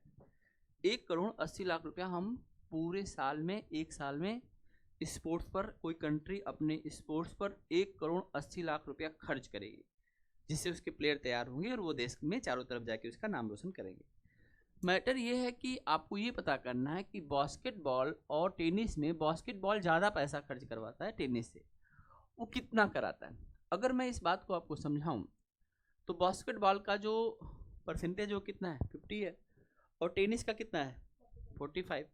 तो हमें सिर्फ 5 डिग्री की वैल्यू पता करनी है, और हमें पता है 360 डिग्री की वैल्यू हमें पता है। 360 का आधा 18 होता है, तो 5 का आधा कितना हो जाएगा? 2.5। तो आराम से हम इस बारे में बहुत आराम से यहाँ पर इस क्वेश्चन को देखने के साथ ही, ये 2.5 हमें मिल गया। 2 कितना? 2,02,50,000। और इस क्वेश्चन को मैंने देखो बनाया नहीं है, तो अगर मैं ऐसा काम कर सकता हूँ तो तुम क्यों नहीं कर सकते? Why you not? अब देख लीजिए, इसका आंसर ए है, और देखिए इसका सोल्यूशन यहाँ पर दिया गया है। हम इस बात को थोड़ा और आसानी से और सिंपल तरीके से आपको मैं समझाने का प्रयास करता हूँ। आप ये कहेंगे कि मेरा जो टोटल पैसा है वह 1,80,00,000 है। जो मेरा बास्केटबॉल और जो टेनिस वाला मामला है, तो ये बास्केटबॉल इससे ज़्यादा है, और आपको पता है कितना डिग्री ज़्यादा है? 5 डिग्री ज़्यादा है। आपको 5 डिग्री की वैल्यू पता करनी है, और आपको पता है 360 डिग्री की वैल्यू, बस। तो अगर मान लो मैं इस क्वेश्चन को कहता हूँ, ये हमारा क्वेश्चन नंबर जो भी है, और अगर हम लोग इस पर बात करें कि क्वेश्चन नंबर 3 पर अगर हम बात करें कि भाई टोटल जो पैसा यहाँ पर खर्च कर रहे हैं आप, वह 1,80,00,000 कितना? 80,00,000 इतना ही तो होगा, 1,80,00,000। और हमारे पास 2 चीज़ थी। कौन कौन सी 2 चीज़ें थी जिसका कंपेयर किया गया था? बास्केटबॉल और टेनिस। ये हमारा बास्केटबॉल और ये हमारा टेनिस। बास्केटबॉल का डिग्री दिया गया था कितना डिग्री? हाँ, 50 डिग्री दिया गया। और टेनिस का डिग्री कितना दिया गया? 45 डिग्री दिया गया। तो हम एक चीज़ समझ रहे हैं कि यार ये जो ज़्यादा है ना, ये जितना ज़्यादा उसको रुपए में कन्वर्ट करना है। ठीक है, आप लोगों को मैं परसेंटेज में एक बात बताता हमेशा से, जब भी हमें कोई वैल्यू निकालनी होगी तो क्वेश्चन को वैल्यू देना पड़ेगा। अगर कोई चीज़ रुपए में पूछ रहा है तो कहीं ना कहीं क्वेश्चन रुपए का जिक्र तो करना ही पड़ेगा। तो जो वैल्यू जिसकी होती है उससे हम डिवाइड कर देते हैं, और जो पूछा जाता है उससे हम क्या करते हैं? मल्टीप्लाइड। ये वाली बात आपको पता होगा कि हम क्या करते हैं, जब भी कोई वैल्यू है, इस वैल्यू को हम इसी के रिलेशन वैल्यू में डिवाइड करते हैं और जो पूछा जाता है उससे हम क्या करते हैं, मल्टीप्लाइड करते हैं। अब ये दोनों चीज़ें डिग्री में हो सकती हैं, या दोनों चीज़ें परसेंटेज में हो सकती हैं, ये दोनों चीज़ें और भी किसी सेंस में हो सकती हैं। इनका सेंस सेम होगा, इन दोनों का सेंस हमेशा सेम होगा, यानी जिस यूनिट में ये होगी उसी यूनिट में ये होगी। तो आप बस ये बात समझो कि यहाँ पर जब आप इस क्वेश्चन को करने के लिए आए हैं तो जिस पैसे का यहाँ पर जिक्र किया गया है बेसिकली यह किसके लिए है, क्योंकि ये चीज़ डिग्री में चल रही है। तो कितने डिग्री के लिए ये पैसा आया हुआ है, 360 के लिए। और आप जो जानना चाहते हो, आप कितने डिग्री के लिए जानना चाहते हैं, 5 डिग्री के लिए, क्योंकि इनका डिफरेंस। तो जिसको आप जानना चाहते हैं ना, जो आस्किंग होता है उससे मल्टीप्लाइड होता है, तो आप इसको 5 डिग्री से मल्टीप्लाइड कर देंगे। और चूंकि यह बात मैंने आपको परसेंटेज में बता रखी है ना, ये बात हमने आपको परसेंटेज में बता रखी है। तो जो हमारे पास 1,80,00,000 है वो टोटल है, और टोटल को हम लोग कितना बोलते हैं यहाँ पर, अगर ये चीज डिग्री में, तो टोटल में हम कितना बोलते हैं, 360 डिग्री। और जो हमसे पूछा जा रहा है हम अलग अलग नहीं निकालेंगे, हम डायरेक्ट इस बात को निकालेंगे। और डायरेक्ट कैसे निकालेंगे, देखो 50 और 45 दोनों का अंतर कितना होता है, 5। हमें 5 की वैल्यू निकालनी है। यही तो पूछा है कि अंतर कितना है, तो अंतर 5 डिग्री का। 5 डिग्री कितने के बराबर होगा, क्योंकि अगर यह पैसा 360 से डिवाइड हो गया तो ये 1 डिग्री की वैल्यू में कन्वर्ट हो जाएगा। जो वैल्यू जिसके लिए आया 360 degree equal to this value, that mean the 1 degree is equal to 180/360 हो गया। और अब पूछा क्या जा रहा है, 5 डिग्री, तो डायरेक्ट 5 डिग्री से मल्टीप्लाइड करेंगे। तो सिंपल परसेंटेज का कॉन्सेप्ट है, आप इसको समझिए अच्छे से। दैट मीन्स अगर मान लीजिए कि मैं यहाँ पर इस क्वेश्चन को सॉल्व करूँगा भाई, तो सबसे पहले तो मैं कह सकता हूँ कि 180 का जो डबल होता है 2 बार में, ये कितना होता है, 360 होता है। और अगर इस 2 से इस 0 का मतलब आपको पता है ना, 0 इज इक्वल टू 10 होता है हमारे कैलकुलेशन में। अगर जितने भी पीछे लोग हैं मल्टीप्लाइड 10 होता है, तो हम कटाते समय 0 को 10 समझ के कटाते हैं। तो 2 से कटाएंगे तो कितनी बार में कट जाएगा, 5 बार में। 5 में 5 का जरा मल्टीप्लाइड करना है, इसकी वैल्यू कितनी आ जाएगी, 25 आ जाएगी। और जैसे ही वैल्यू 25 आ जाएगी, मेरे पास अब कितने जीरो है, 4 जीरो है, 1 2 3 और 4, और ये मेरा आंसर आ गया 2,50,000। ये आ गया रुपए। ये 2,50,000 रुपया जो है, इस पर जो है ज़्यादा हम टेनिस से बास्केटबॉल पे 2,50,000 रुपया ज़्यादा खर्च करते हैं। हर एक कंट्री के अपने स्पोर्ट्स का एक बजट होता है, एक प्लानिंग होता है कि हमें किस चीज़ पे पैसा ज़्यादा लगाना है, किस पे कम लगाना है। आप देख रहे होंगे क्रिकेट पे पूरी दुनिया में जो है, क्रिकेट आप ही होता है तो आप देखते हैं कि नहीं देखते, बाकी सारे गेम कहाँ देखते हैं। इसका मतलब सारा कंट्री क्रिकेट को अच्छा देगा। आप देख सकते हैं इस डायग्राम को देख के, अब हमें तो नहीं पता किस कंट्री का है, लेकिन एटलीस्ट चाहे किसी का भी है, हम जब इस डायग्राम को देख रहे होंगे तो आपको लग रहा है वो सारी बातें, अगर हमें डायग्राम की समझ है तो हम बहुत आराम से बैठे बैठे सिर्फ एक डायग्राम के माध्यम से उस कंट्री की पूरी प्लानिंग समझ सकते हैं। आप देख रहे हैं कितनी इंपॉर्टेंट बात है। हम ये जान गए कि यह कंट्री अपने पैसे का 81 डिग्री जो है, ये जो है पैसा जो है 81 डिग्री, एक बहुत बड़ा हिस्सा कहाँ पर ये लगा रहा है, क्रिकेट पे लगा रहा है। आई बात समझ में। तो इस कंट्री में अगर दूसरा कोई कंट्री इसको कंपेयर करेगा ना, तो उसे पता है अगर ये क्रिकेट पे लगा रहा है और हमारे हमसे आगे चल रहा है, तो हम कुछ छोटे छोटे वाले में ज़्यादा पैसा लगा के हम वहाँ पे इसको हरा दें। स्ट्रेटजी बदल नहीं सकती है। अगर चाहते हैं, आप सोचिए कि ओलंपिक में मेडल जीतना है, तो जो उसके पीछे जो ब्रेन है वो कितना स्मार्ट ब्रेन होगा, नहीं तो फिर कैसे आप जीत पाएंगे, कोई और जीत जाएगा। हमें प्लानिंग, हमें ये भी पता होना चाहिए कि सामने वाला हमारा अपोनेंट कैसा है कि नहीं। आप बहुत बड़े पहलवान हैं, लेकिन सामने वाला आपसे ज़्यादा टेक्निक जानता है, आप खत्म। आप यहाँ पे टेक्निक सीखने के लिए आए, स्मार्ट ज़्यादा बनने के लिए आए। आपको कुछ नहीं आ रहा है, मानिए, विश्वास मानिए, आप अगर पेपर उठा के देख लीजिए और आप खुद से क्वेश्चन करके देखिए टाइम कितना लग रहा है, बस हो गई कहानी खत्म। टाइम को सेव करने के लिए आए हैं। पूरी दुनिया में सिर्फ स्पीड की ही जो है, स्पीड है ना, उसी की वैल्यू है। जिसके पास स्पीड है ना बेटा, वही महान है। आई बात समझ में। जिसके पास स्पीड नहीं है, नॉलेज है, तो भाई ठीक है, आपने मेहनत किया है, पढ़ा है, लेकिन आप रुकिए, हमें नहीं चाहिए। हमें चाहिए तेज तर्रार लोग, स्मार्ट लोग, फोकस लोग, वो पता चल जाता है। इसीलिए तो एग्जाम के पेपर में, कंपटीशन में बहुत टॉपर बच्चे सब आने के बाद पहली बार जो है, जैसे आप कंपटीशन रखते हैं ऐसे लगता है मोर फेल। आप सोचेंगे मैं टॉपर था, 4 क्लास सब जगह मैं टॉपर था, और आके मुहर लगी कौन सी, फेल। और एक बार नहीं लगेगा, दोबारा फिर फेल, मोनिका। और तीसरी बार फेल लगने के बाद आपका आत्मबल ही खत्म हो जाएगा कि क्या होता है। तब आपकी आंखें खुलती है, तब आपको जो बात बताता हूं तब समझ में आती है कि सर तो ठीक बता रहे थे। आई बात समझ में। तो 3 बार आप फेल होके ये बात समझना चाहते हैं कि पहली बार में समझना चाहते हैं, आप खुद डिसाइड करिए। अगर आप पहली बार में समझना चाहते हैं तो आपको हाईली डेडिकेटेड होना पड़ेगा, वो माइंडसेट पैदा करना पड़ेगा, ज़्यादा से ज़्यादा क्वेश्चन पर प्रैक्टिस करना पड़ेगा, और फिर उससे क्वेश्चन जनरेट करके आपको पढ़ना पड़ेगा। मुझे कैसे पता चलता है कि आप नहीं पढ़ते हैं, क्योंकि आप पूछते ही नहीं कुछ। आप पूछेंगे तब तो हम पूरी बात को बिखेर देंगे। गोबर के अंदर थोड़ा नहीं हम घी डाल देंगे, गंदे बर्तन में कौन दूध डाल देगा। बर्तन अगर चमकता होगा, साफ होगा, तभी उसके अंदर दूध डाला जाएगा। आई बात समझ में? तब पहले तो खुद के अंदर आप लाओ। आप कंपटीशन के बच्चे हो, आपके व्यवहार, आपके विचार ऐसे होने चाहिए, एकदम मिला के रख दे, क्रांतिकारी होने चाहिए। तब आप पढ़ते ही नहीं है, बताओ क्या करते हैं आप। मैं तो हैरान हूं कि आप लोग कंपटीशन कहेंगे मैं इधर कंपटीशन करने आया है। मैं किससे कंपटीशन करने वाले हो? किससे कंपटीशन आप करेंगे बताइए? किसको आप दिखाएंगे कि हाँ हम इतने महान, हमसे क्वेश्चन नहीं बनते? फिर क्या कंपटीशन कर रहे हैं आप लोग? घर वालों को धोखा देंगे आप लोग, और क्या है? मुझे क्या देंगे? मुझे तो थोड़े समय तक है, मैं सिलेबस पढ़ाऊंगा, फिर tata bye bye, see you miss you कर दूंगा, और क्या। ध्यान समझो, जब हम किसी भी पाई चार्ट को देखते हैं, पाई चार्ट केवल पाई चार्ट नहीं है, वो किसी चीज की टोटल के बारे में बता रहा है। जैसे हमने यहाँ पर इस चीज की टोटल बात को समझ लिया, अब हमें पता चल गया कि 81 डिग्री इसका हाईएस्ट है। ये अपना सबसे ज्यादा जो पैसा लगाया वो क्रिकेट पे लगा दिया, ठीक। दूसरा इसने पैसा लगाया हॉकी पे, ठीक। तीसरा इसने पैसा लगाया फुटबॉल पे। चौथे नंबर पर इसका बास्केटबॉल है। पांचवें नंबर पर ये लगाता है टेनिस में। छठे नंबर पर गोल्फ में। ये 6 अपने प्रमुख खेलों को इंपॉर्टेंस देता है।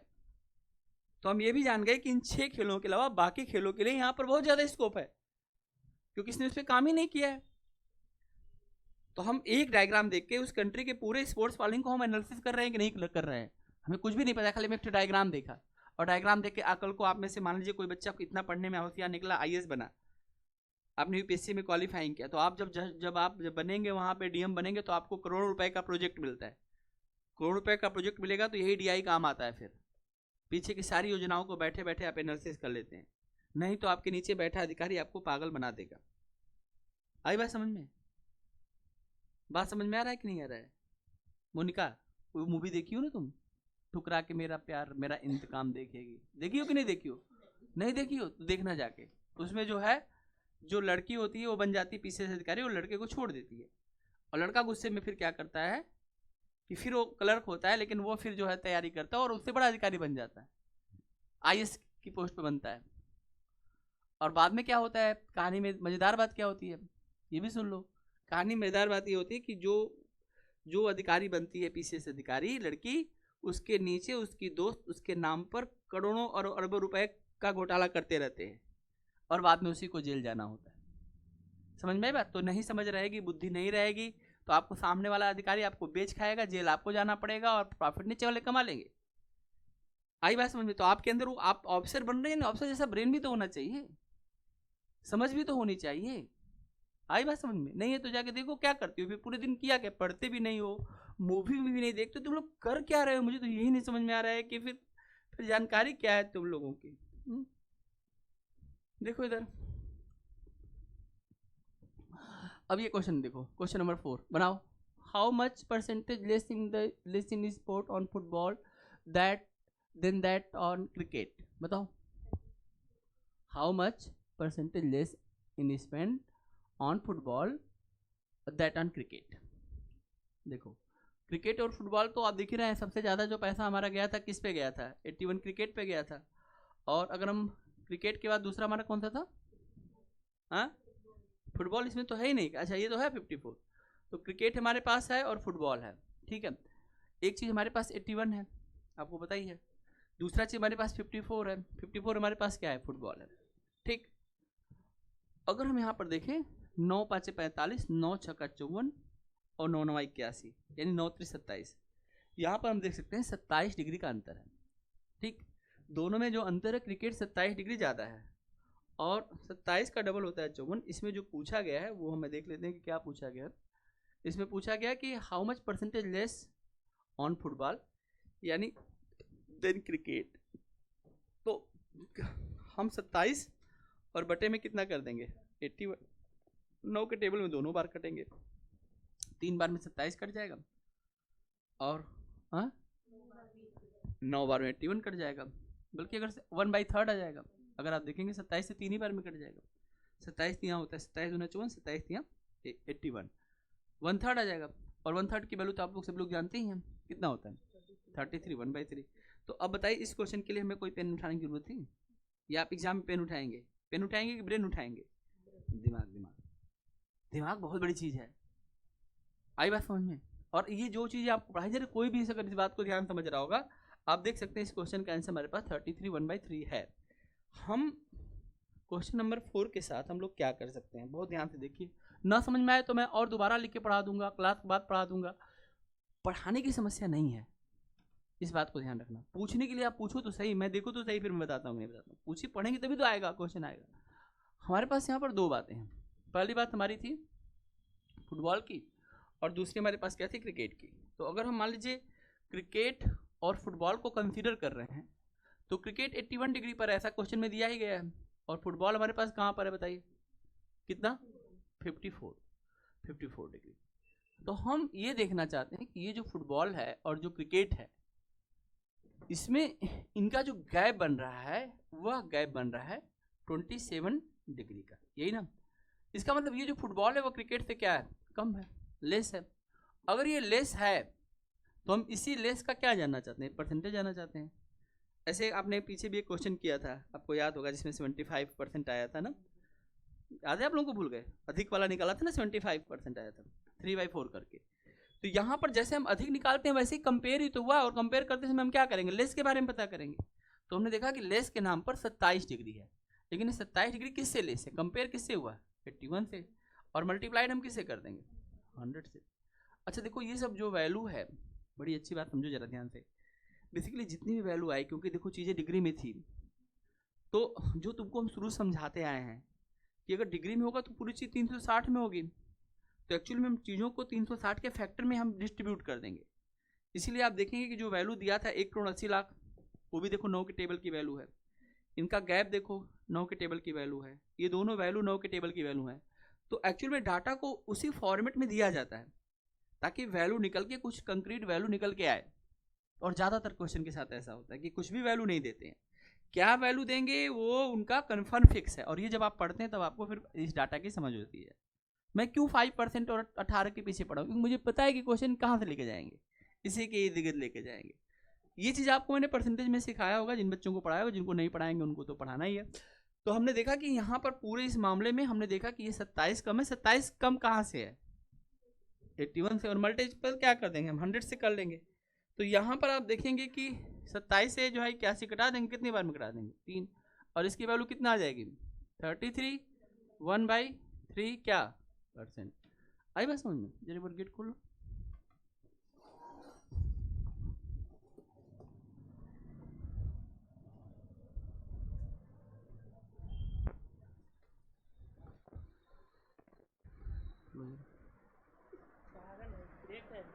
क्लास चल रहा है क्या है,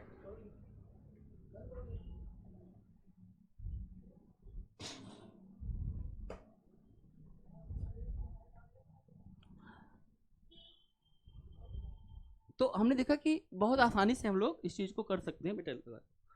हमने देखा कि इसकी वैल्यू जो आएगी वो 33 1/3% आएगी, और ये बड़े आसानी से आ जाएगा। अब 27 का टेबल अगर आपको याद है तो आप सोचिए कितने जीनियस हैं, वो आपके काम में आता है। लेकिन अगर 27 का नहीं पता है तो क्या होगा, 9 से कट जाएगा। 9 का टेबल तो याद होगा, 9 से 3 बार में कटेगा, 9 बार में फिर 3 9 9 कट जाएंगे, 1/3 आ जाएगा। 1/3 की वैल्यू 33 से 1/3%।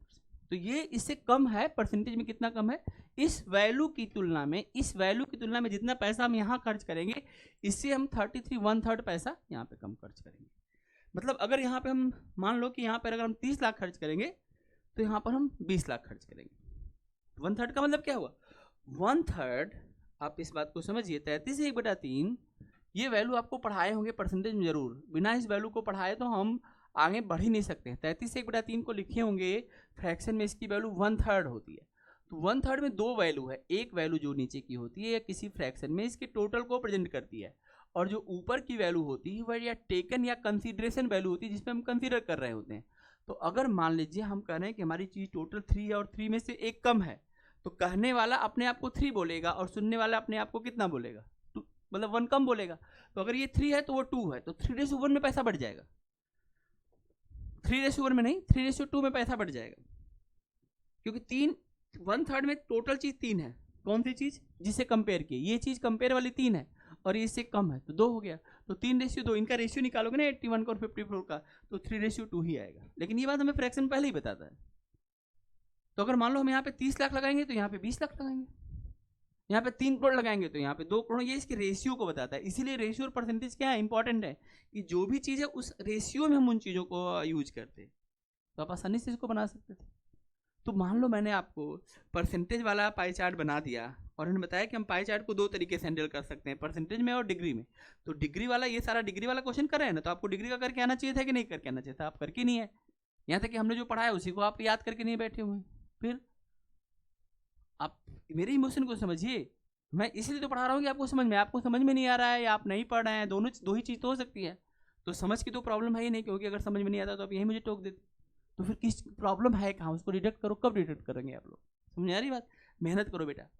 अगर हम मेहनत नहीं कर पाएंगे तो फिर हमारा साल जो खराब होगा और कंपटीशन में और बच्चे बढ़ जाते हैं हर साल। इसीलिए पहला प्रयास सबसे इंपॉर्टेंट प्रयास होता है, खूब मन लगाओ, जहाँ कमी उस पर वर्क करो, देखते हैं कहाँ पे दिक्कत है, बताओ तो सही, फिर काम करेंगे उस पर। तो ये समझ में आ गया आप लोगों को? बोलिए कोई दिक्कत हुआ आप लोगों को? आगे देखिए नेक्स्ट। अब यहाँ से हम लोग फिर वापस आते हैं, देखते हैं क्वेश्चन और लास्ट में होगा एक, इसमें 5 क्वेश्चन देता ही है। देखो ये वाला क्वेश्चन करो। If the total amount spend on the sport during the year was 2 crore, अब यहाँ पर टोटल अमाउंट को 2 करोड़ कर दिया।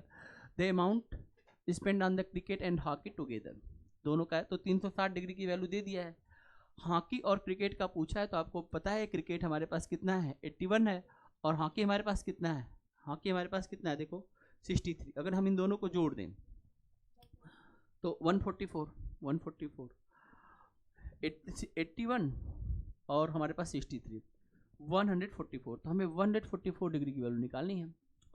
360 की वैल्यू पता है, तो 2 करोड़ को 360 से डिवाइड कर दो और 144 से मल्टीप्लाइड कर दो। जो काम आपको करना है इस क्वेश्चन में वो यही करना है। अगले क्वेश्चन के लिए मैं आपको बता दूं कि आपको करना क्या है।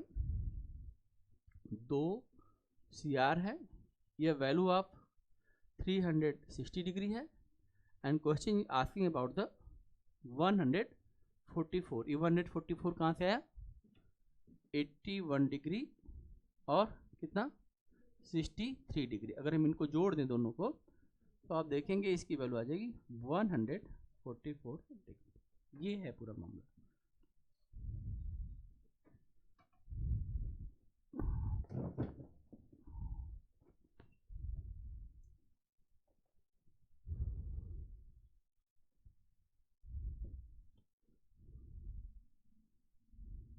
कितना आंसर है?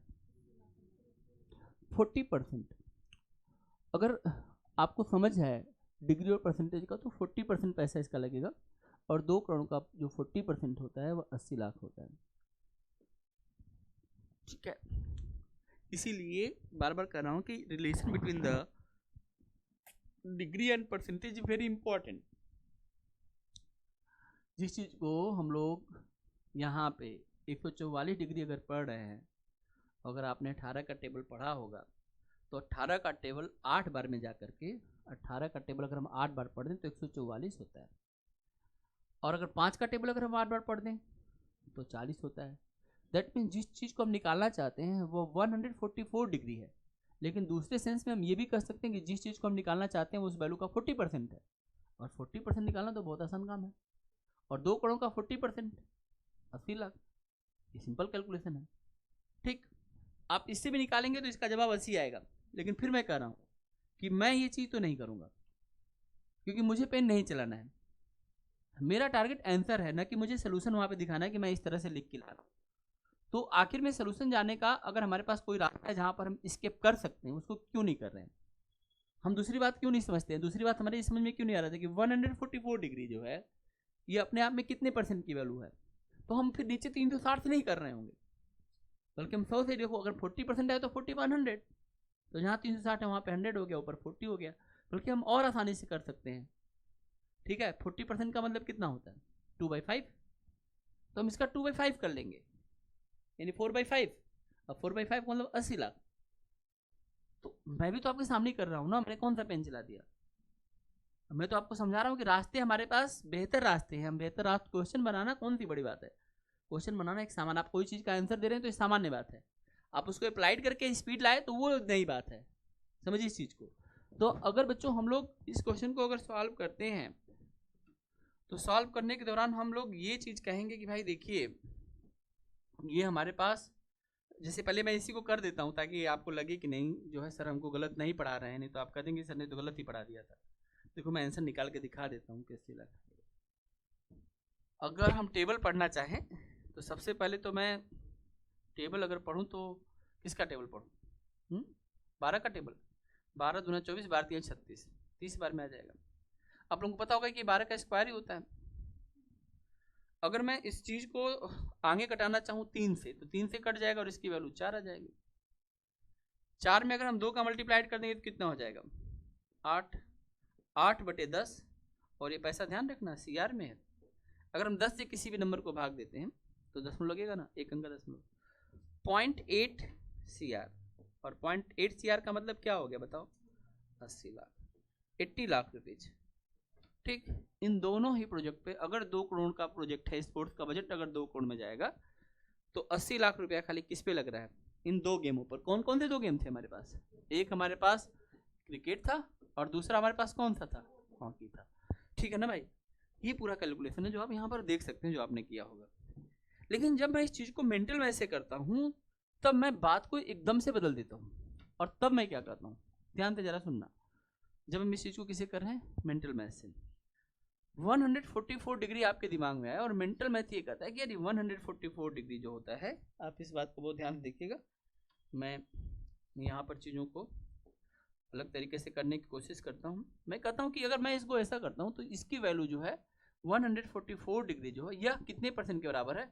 यह 40% के बराबर है। और इस बात को मैं डायरेक्ट लाऊंगा, ये बात मैं डायरेक्ट लेके आऊँगा 40%। और अगर आप मना करेंगे तो देख लीजिए फिर मुझसे बुरा कोई नहीं होगा, क्योंकि एक ही चीज़ रटवाया तुमको कि 5 का टेबल पढ़ लो बेटा, 18 का टेबल पढ़ लो। 18 का टेबल पढ़ते समय 8 बार में 144 आता है, मैं ये जानता हूँ। तो 5 के टेबल में 8 बार पढ़ूंगा तो 40% हो जाएगा। That means if we convert the degree in percentage that is equal to 40%। अब जो भी पैसा लग रहा है उसका मुझे 40% निकालना, बात खत्म हो गया। और पैसा मेरा कितना लग रहा है? 2 करोड़। 2 करोड़ का 50% कितना होता है? 1 करोड़ होता है। अब 40% तो उससे कम ही होगा। तो मैं शायद ये भी कैलकुलेशन ना करूं। अगर मेरे पास 4 ऑप्शन है, अगर मेरे पास 4 ऑप्शन है, गाजी कई बार तुम मांगते ना ऑप्शन कहाँ है, ऑप्शन कहाँ है, ऑप्शन कहाँ है। देखो इधर ऑप्शन ही ऑप्शन है। देखो यहाँ पर देख लो, 1 करोड़ 60 लाख, 1 करोड़ 20 लाख, ये तो हो ही नहीं सकता। तो हमारे पास भाई 1 करोड़ से तो कम ही होगा। और यहाँ पर देखो, यहाँ पर कितना दिया है? इकाई, दहाई, सैकड़ा, हजार, 10,000, लाख। ये 8 लाख दिया है और 80 लाख दिया है। 1 करोड़ से थोड़ा सा कम ही तो होगा, 40%। तो कौन सा हो जाएगा? 80 लाख। तो मैं इस कैलकुलेशन को भी शायद नहीं करता।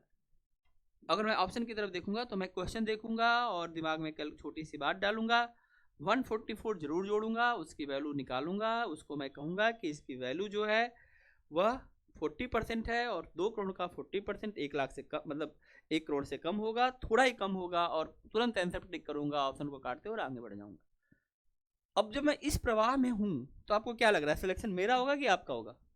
कंफर्म है। जो बच्चा इस प्रवाह को पकड़ लिया ना भाई, अब कोई कितना भी कूद ले, कूदो तुम, क्योंकि उसने मेहनत किया है, उसने एक एक क्वेश्चन को समय दिया है, उसने एक एक क्वेश्चन पे डायमेंशन तय किया है, उसके अप्रोच, उसके व्यूज आपसे अलग हैं। तो वो बच्चा जहाँ की कुछ भी किधर भी बैठेगा ना, वो फिर हर जगह जो है देश का नाम ऊंचा ही करेगा। उस हर जगह जिधर जाएगा उधर प्राउड फील करा देगा। आई बात समझ में? क्योंकि वो मेहनत करना जानता है। आप जहाँ पे बैठे हैं ये सिविल सर्विस का गढ़ है मुखर्जी नगर, यहाँ से हर साल बहुत सारे बच्चे तैयारी करते हैं और अलग अलग विभागों में अपने नाम को रोशन करते हैं और सामान्य और गरीब परिवार से आते हैं। बहुत सारे ऐसे बच्चे आते हैं जिनको फीस की बहुत सारी दिक्कत होती है, हम लोग उसको भी कंसिडर करके पढ़ा लेते हैं। आप इस बात को समझिए। और वही सब बच्चे जो है अपने आप को प्रदर्शित कर देते हैं कि सर देखो, अगर आपने हमारे पर ट्रस्ट किया था तो अब हम आपका नाम कैसे रोशन करते हैं। आई बात समझ? आप लोगों को तो बहुत अच्छा, आपके तो आप तो लगभग ज़्यादातर लोग आसपास के हैं, आसपास से आते हैं, घर वाले आपको हर तरह की सुविधा दे। आप पढ़ने के लिए घर बोल दी कि आज मैं पढ़ाई करना, घर वाले एकदम इतने आपके निर्दोष हैं कि बेटा तू पढ़ ले, मेहनत पड़ेगी, हम कर लेंगे, तू कर ले। अब तक तो आप लोग दूसरे पे डिपेंडेंट हैं। आप लोगों ने कौन सा इनकम जनरेट कर दिया अपने घर वालों के लिए? अभी तक तो आप लोग बेरोजगार हैं, अभी तो कोई वैल्यू ही नहीं है। अभी तो माँ बाप की वजह से आप लोग को जो है जो भी कुछ है उनके ऊपर डिपेंडेंट है और इतने बड़े हो गए। आपको खुद ही सोचना चाहिए कि अब हम कुछ ऐसा करें जिससे हम जो आपको पाल पोस के इतना बड़ा किया, अब हम उसके लिए कब सहयोग बनेंगे। तो हमें एक बार पढ़ने का मौका, कम से कम पढ़ाई तो अपनी ठीक से कर लेंगे, ये तो हमारे जीवन की बात है। बात समझ में आ रहा है कि नहीं आ रहा है? आप 100% दीजिए, समय को पीछे छोड़ दीजिए, घड़ी भूल जाइए देखना कि बस हमारी आ रही कि जा रही है, मेरी पढ़ाई चल रही है कि नहीं चल रही, ये इंपॉर्टेंट है। आई बात समझ में? मेहनत करो बेटा, अगर अभी नहीं जागे ना तो फिर तो कोई फायदा नहीं, फिर तो लाखों बच्चे आते हैं, लाखों बच्चे जाते हैं, क्या फर्क पड़ता है? समझ में आई बात? मेहनत करो, दिखा दो कि तुम कुछ कर सकते हो। और ये बड़ा सामान्य सी बात है, मैं बता रहा हूँ कि आप इंजीनियरिंग नहीं कर रहे कि आपको फिजिक्स के थ्योरम्स नहीं समझ में आ रहा है, मैथमेटिक्स थ्योरम नहीं समझ में आ रहा है, ये सिंपल मैथ होता है, सिंपल 10वीं, इसका लेवल होता है 10th लेवल, आपके एग्जाम का लेवल ही 10th लेवल है, बस यही समझ लीजिए। क्यों नहीं होगा?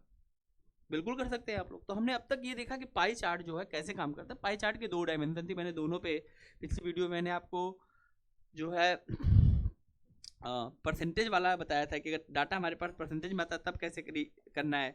आज के केस में हमारा पूरा डाटा किस पे था? डिग्री पे था, जिसकी पूरी वैल्यू कितनी होती है? 360 डिग्री होती है। अब 360 से कम या ज़्यादा कैसे करेंगे?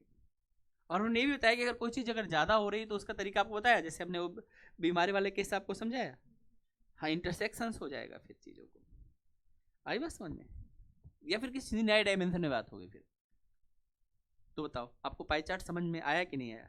अब पाई चार्ट एक हो सकता है, पाई चार्ट 2 हो सकता है, कई बार हम 2 पाई चार्ट के साथ में करेंगे। जैसे मैंने आपको एक क्वेश्चन कराया होगा, अगर आपको याद होगा, जो फॉरेनर वाला क्वेश्चन था, सॉरी फॉरेन कंट्री वाला क्वेश्चन था, उसमें आप देखेंगे कि 2 जो है उसमें 2 तरीके से हमने पाई चार्ट में दिया था। एक हमने ये देखा था कि जो है किन किन कंट्रियों में हम जा रहे हैं, तो जिन जिन कंट्रियों में हम जा रहे हैं उसमें कितने कितने % लोग जा रहे हैं, हमने उसको 100% कर दिया था। तो एक हमारा देखने का आधार उस चीज़ को था कि हम 100% जो भी लोग जाएंगे उनको 100% मानते हुए वो किन किन कंट्रियों में गए हैं।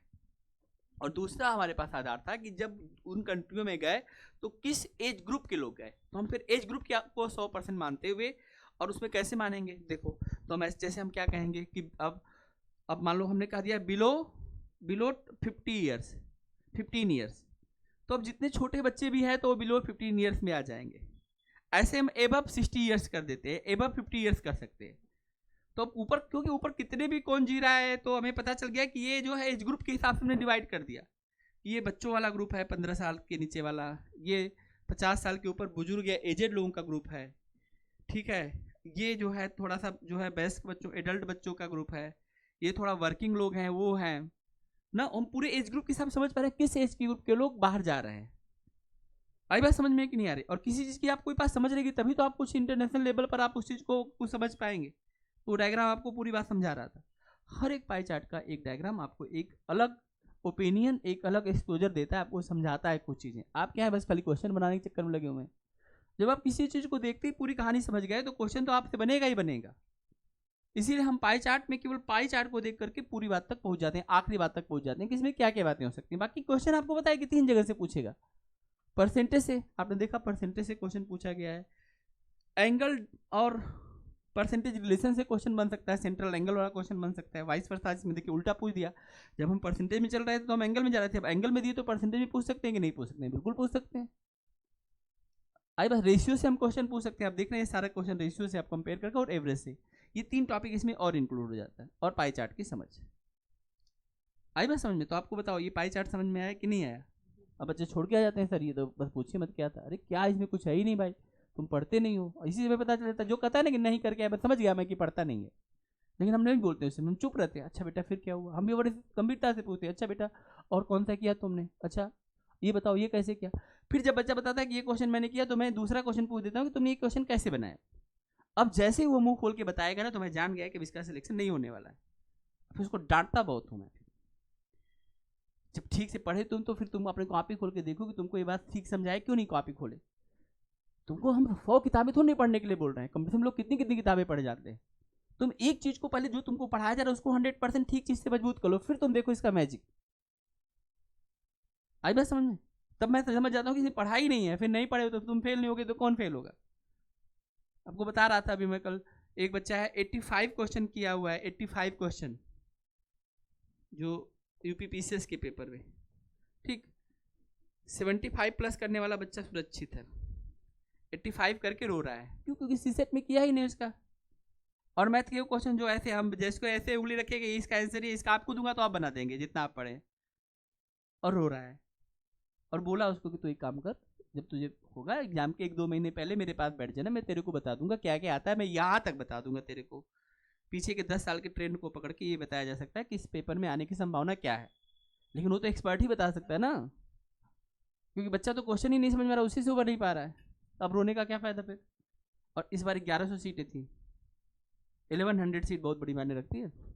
खट से बच्चा एसडीएम बनता है, जो एसडीएम बन सकता है वो पूरे साल फिर परेशान रहेगा, और अगली बार हो सकता है 150 सीट निकल गई तो बस, तो फिर 1 साल और खराब हुआ, और फिर 1-2 साल के बाद घर माँ बाप साथ नहीं देंगे, बन लिए तुम एसडीएम, चलो घर पे खेती बाड़ी करो, जो व्यवस्था उसमें करो, जीवन तो जीना ही है ना, रोटी तो खानी है, फिर क्या करोगे। इसीलिए एक चूक आप गए काम से। आप लोग कंपटीशन को बहुत सामान्य बात मत समझिए, कंपटीशन में करने का मतलब मैं अपना 100% लेके चलूंगा। 100% का मतलब 100 को अगर तुम 200% कर दो तो वो इंपॉर्टेंट है, 100 को अगर तुमने 89 कर दिया, दूसरा 99 कर दिया, दूसरा बच्चा सिलेक्शन लेके चला जाएगा। ये बात ध्यान रखना। लड़ाई इस बात की नहीं कि आप सीख रहे हैं, लड़ाई ये बात है कि आपने सबसे अच्छे से आज का समय जिया कि नहीं जिया, आपने सबसे बेस्ट आउटपुट निकाला कि नहीं अपना, वो महत्वपूर्ण है।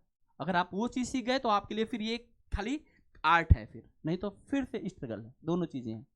कमज़ोर से कमज़ोर बच्चे को मैं सिलेक्शन दिलवा सकता हूँ, लेकिन रेगुलर हो, पंचुअल हो, और मेहनत करे, एक क्वेश्चन ला के पूछे, डिस्कशन करे, मेरा समय खाने की कोशिश करे कि सर का मैं 1 घंटा समय लूँगा, अब मैं देने के लिए तैयार हूँ, तुम पूछो सही, तुम एक बात पूछोगे 2 बात मैं बताऊँगा उसके बाद जोड़ के, क्योंकि मैं तो इसी बात की तो एक्सपर्ट हूँ, तुमने तो पहली बार तैयारी कर रहे हो ना।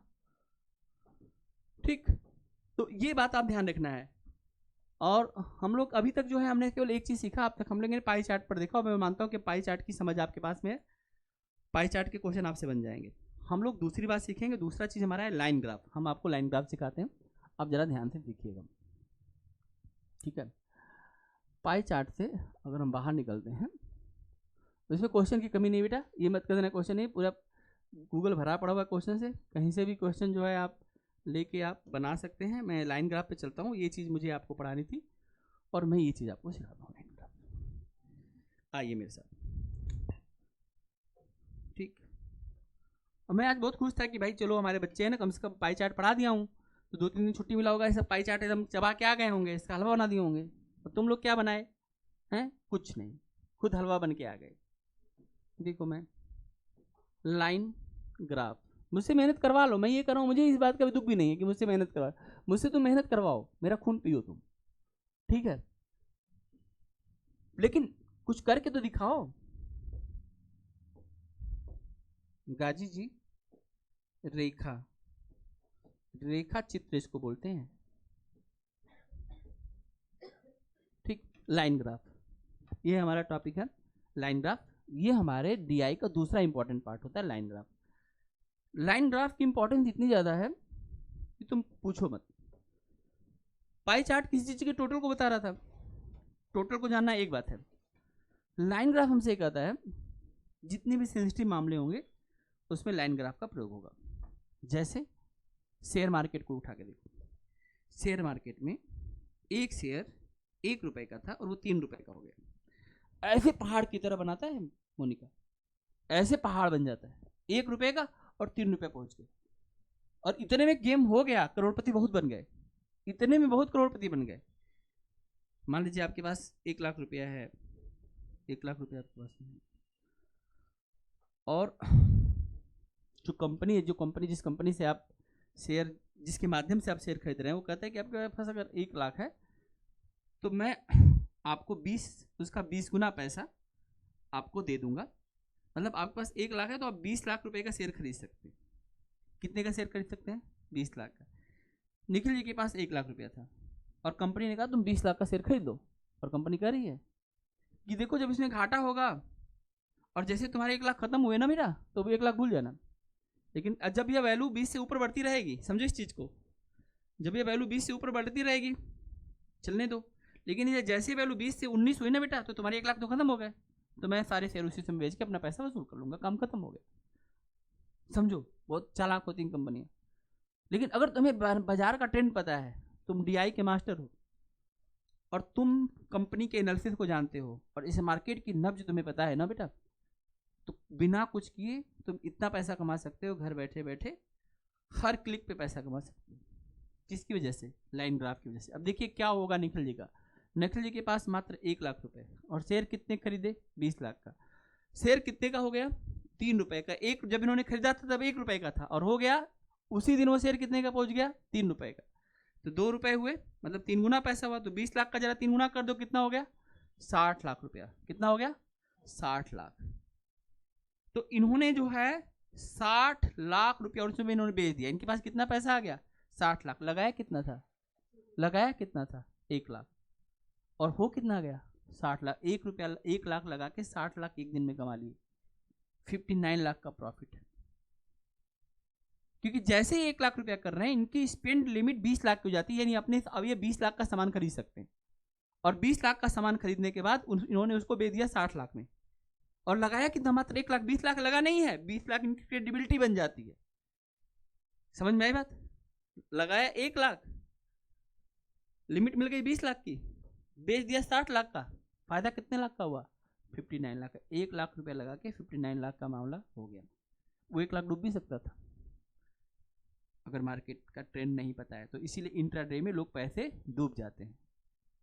या तो फिर लोग म्यूचुअल फंड में पैसा लगाते हैं या कंपनी पे जो है एनालिसिस करके और फिर लॉन्ग टर्म में पैसा लगा के पैसा कमाते हैं।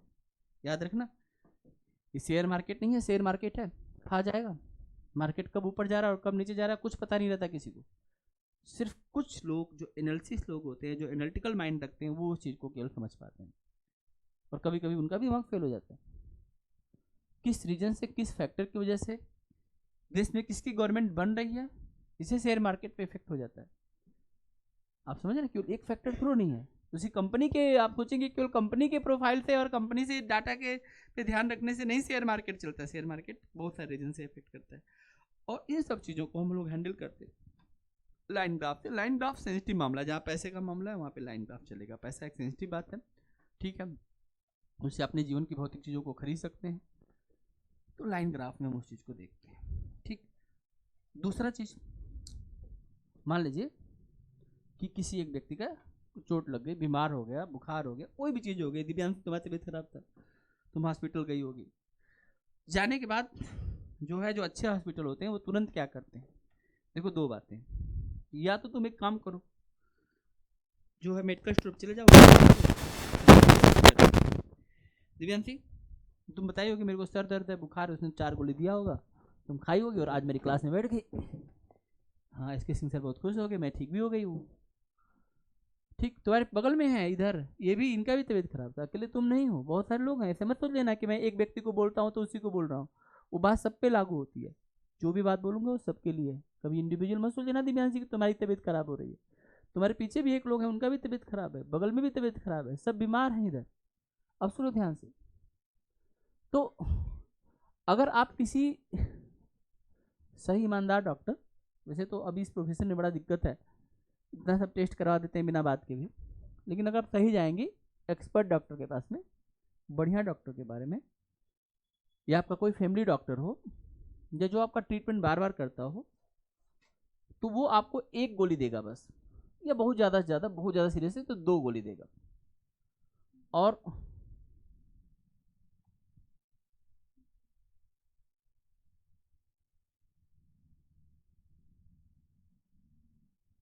ठीक है, आगे बढ़े। बहुत मारूंगा, बैठ जाओ, 2 मिनट बात करना भी।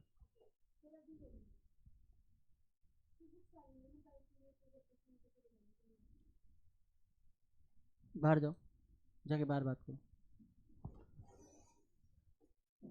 तो जो सेंसिटिव मामले हैं, जैसे पैसे का मामला, ठीक, लाइन ग्राफ है, लाइन ग्राफ है, लाइन ग्राफ तेजी से बढ़ता घटता है। अब किसी को बीमार हुआ है तो उसके आप देखते होंगे ईसीजी आप करवाते होंगे, है ना? ईसीजी में लाइनें होती हैं, लाइन ग्राफ होती है। आप जाते हैं हॉस्पिटल में तो वो बहुत सारे आपके जो है पल्स वगैरह वो चेक करते हैं और बगल में बीच में मॉनिटर चलता रहता है। और डॉक्टर उस चीज़ को ऐसे नहीं लगा दिया है, वो प्रॉपरली अपने सिस्टम से उस चीज़ को मॉनिटर कर लेता है और देख लेता है कि जो हम दवाई दे रहे हैं उसका इफेक्ट आप पे क्या पड़ रहा है। ठीक है, वो पूरी चीज़ को कैलकुलेट करके तभी आपको दवाई देगा। अगर ठीक होना तो बहुत आसान है। किसी को बीमार है, आप आओ, मैं मेरे से बताओ कि आपको क्या बीमारी है, मैं इधर से मेडिकल से खरीद के मैं आपको दवाई दे दूंगा और आप तुरंत ठीक हो जाएंगे और 3 घंटे में आपको ठीक कर दूंगा। विश्वास मानिए। कोई सा भी आपको बुखार हो, मैं 3 घंटे के अंदर आपको एकदम फिट करके भेज दूंगा। आप कहेंगे वाह क्या सर ने दवाई दी, लेकिन 10 गोली खिला दूंगा। 10 गोली में से कोई ना कोई तो आपके काम करेगी, और बाकी नहीं कर रही तो मत करे। बाकी क्या करेंगे, आपकी किडनी को क्या करेंगे, इफेक्ट करेंगी, डैमेज कर देंगी। आपको पता है आज के समय में जो नए नए बच्चे हैं 17 साल 18 साल 15 साल, किडनी जो है फेल हो जा रही है। किडनी फेल हो जा रही है, समझ रहे 18 साल की उम्र में कितनी बड़ी दुख की बात है। तो जो हम दवाइयाँ खाएंगे, हैवी डोज दवाइयाँ आप खाएंगे, उसका इफेक्ट कहीं ना कहीं बॉडी पे तो पड़ेगा ही ना। आई बात समझ में।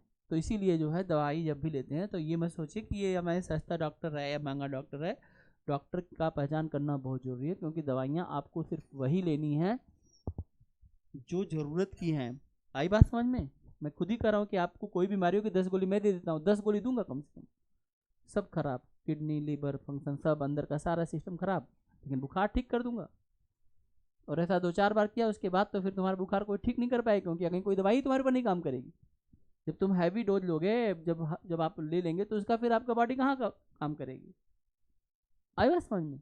बॉडी फिर एडिक्ट हो जाएगी उस दवाइयों का, और उसका साइड इफेक्ट तो होगा ही होगा, कोई भी चीज़ है। आई बात समझ में। तो जीवन अपना है, तो जिन भी दवाइयों का प्रयोग करेंगे बहुत सोच समझ के यूज करना है। ठीक, बात समझ में आ रहा है। लाइन ग्राफ मेडिकल लाइन में काम करता है। मेडिकल लाइन तो जीवन जुड़ी बात है ना। लाइन ग्राफ जो भी चीज़ होंगी, कोई कंपनी है उसमें हम पैसा लगाने जा रहे हैं या कंपनी की समझ रख रहे हैं, पैसे की बात है, तो हम लाइन ग्राफ में करेंगे। आपको समझ में आ गया कि पाई चार्ट और लाइन ग्राफ में डिफरेंस क्या है। क्या डिफरेंस। हाँ, पाई चार्ट किसी भी चीज़ के टोटल को बताएगा, और लाइन ग्राफ सेंसिटिव मैटर को बताएगा। और तुरंत देखोगे जो लाइन ऊपर जा रहा है तो पता चल रहा है ना, किसी को पता चल जाएगा अच्छा बढ़ रहा है। और एक आप देखेंगे ना उसमें नॉर्मल लाइन होती है, नॉर्मल लाइन के ऊपर जा रहा कोई भी समझ सकता है। जो नर्सेज है उनको भी पता है कि ये इसका बड़ा है, लेकिन वो बोलेगी नहीं, उनको समझाया जाता है कि आप प्रोफेशनली समझाया जाता है कि आपको चुप रहना सिखाया जाएगा। हर सिस्टम में बॉडी में ट्रेनिंग का पहला पार्ट होता है कि आपको नहीं बोलना है। आपने बोल दिया डॉक्टर, जो पेशेंट है वो पैनिक हो गया, उसका वो उससे नहीं मरा और उसको हार्ट अटैक आया, मर गया, उसने आपने बोल दिया सर आपका तो ये बहुत ज़्यादा बड़ा हुआ है। कभी कभी आप देखते हैं किसी पेशेंट के साथ, या आप किसी पेशेंट का किसी ने आपको बता दिया अरे आपका तो इतना बड़ा है, आप तो मर जाएंगे। मेरा बीपी ब्लड प्रेशर 210 चला गया, और मैं आपको बताया कि मैं पूरे दिन पढ़ा सकता हूँ, इसी फ्लो में पढ़ा सकता हूँ। अगर मेरी पूरे दिन क्लास हो तो मेरे को बड़ा मज़ा आता है पढ़ाने में। बीच में ब्रेक हो गया तो फिर मज़ा नहीं आता यार, फिर क्या पढ़ा रहे। आप लोगों की भी हैबिट नहीं बनी, आप लोग 1 घंटे के बाद ब्रेक मांगते हैं, आपके दिमाग में ब्रेक आ जाता है, ब्रेक ब्रेक, अरे ब्रेक लेके तुम कहाँ जाने वाले हो, लंदन।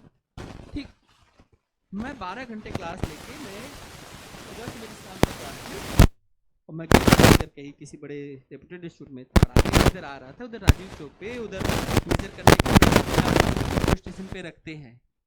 तो मेरे मन में है कि चलो यार एक बार मैं चेक करा लेता हूँ मेरी क्या हालत है। तो मैंने 210 जो है, मेरे हाई ब्लड प्रेशर जो है मेरा 210 था, 210। ठीक, और ब्लड प्रेशर कितना होना चाहिए, कितना होना चाहिए, नॉर्मल कितना होता है ब्लड प्रेशर 80, और एक ये नॉर्मल रेंज है जो डॉक्टर बताते हैं कि 80 और 120 नॉर्मल रेंज होता है। हाँ पता है आपको। और मेरा ऊपर का बीपी कितना है 210, और नीचे वाला कितना है 135-40 के बीच की वैल्यू। ठीक, तो मुझे पता है यार मेरे को कुछ तो हुआ नहीं है, मुझे भी पता है कि अरे डाटा काम करता है, कोई दिक्कत नहीं। अब जैसे आप लोग हैं ऐसे हमारे अपने फ्रेंड सर्कल, टीचर सर्कल है, मैंने 2-3 टीचर से बोले यार ब्लड प्रेशर थोड़ा सही नहीं चल रहा है यार, ये है। बोले कितना है, हमने कहा 210। बोले है सर आप यहाँ पे कैसे जीवित है, आप यहाँ पे कैसे जीवित है, 210 ब्लड प्रेशर, आप यहाँ पे बैठ के क्या कर रहे हैं, आप जाइए जाके हॉस्पिटल में एडमिट हो जाइए। मैं उनको इग्नोर कर दिया। तो मेरी जानकारी एक मेडिकल स्टूडेंट थे, मैंने उनको बोला शाम में यार ब्लड प्रेशर हाई है, कोई दवाई सजेस्ट करेंगे। बोले कितने हैं, हमने बोला आप नाप के देखो, तो थोड़ा 2-4 पॉइंट और फ्लैक्चुएट कर गया था। बोले सर आप जाके ना तुरंत एडमिट हो लो, आप पिए, आपके जान को कभी भी ले सकता है। और मुझे पता है मैं 100 साल जीने वाला हूँ, इधर मेरे को मौत नहीं आने वाला है, ये मेरे को पहले से पता ही है। ठीक है, विल पावर मेरा बहुत स्ट्रांग है, अगर मेरे को कुछ होगा तो मैं उससे लड़के भी वापस आ सकता हूँ। ठीक, विल पावर नाम की कोई चीज़ होती है जो आपको लाइफ में हमेशा, आप अगर पॉजिटिव रहते हैं तो आपको पॉजिटिव एनर्जी जनरेट कर देती है। 2-3-4 दिन तक मैंने इग्नोर किया, ना मैंने कोई दवाई ली और ना मैंने कोई बात किया। लेकिन 3-4 दिन में जो ये 3-4-5 प्रकार के नेगेटिव लोगों से मेरे को जिन्होंने बोला, 4-5 दिन के बाद मुझे ऐसा लग रहा था यार इतना ज़्यादा बीपी कहीं मैं गिर गया, मर गया, चक्कर आ गया, क्या पता मैं अभी गिर जाऊं, मर जाऊं। और सच में मुझे अंदर से घबराहट होने लगी। ठीक ठीक,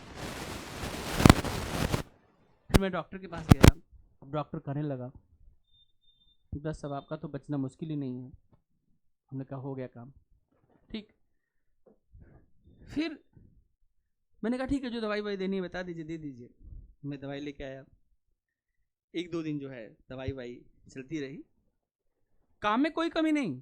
मैं 12 घंटे लगातार काम कर रहा हूँ, इस बात का ध्यान रखना। पैरेलल में ये सारी घटनाएं सुबह और शाम होने, दिन में मैं भूल जाता हूँ कि हाँ ठीक है पढ़ा रहा हूँ तो अभी सब ठीक है, दुनिया में सब जो हो रहा है ठीक हो रहा है, ठीक। 2-3 दिन बाद डॉक्टर जो कह रहा है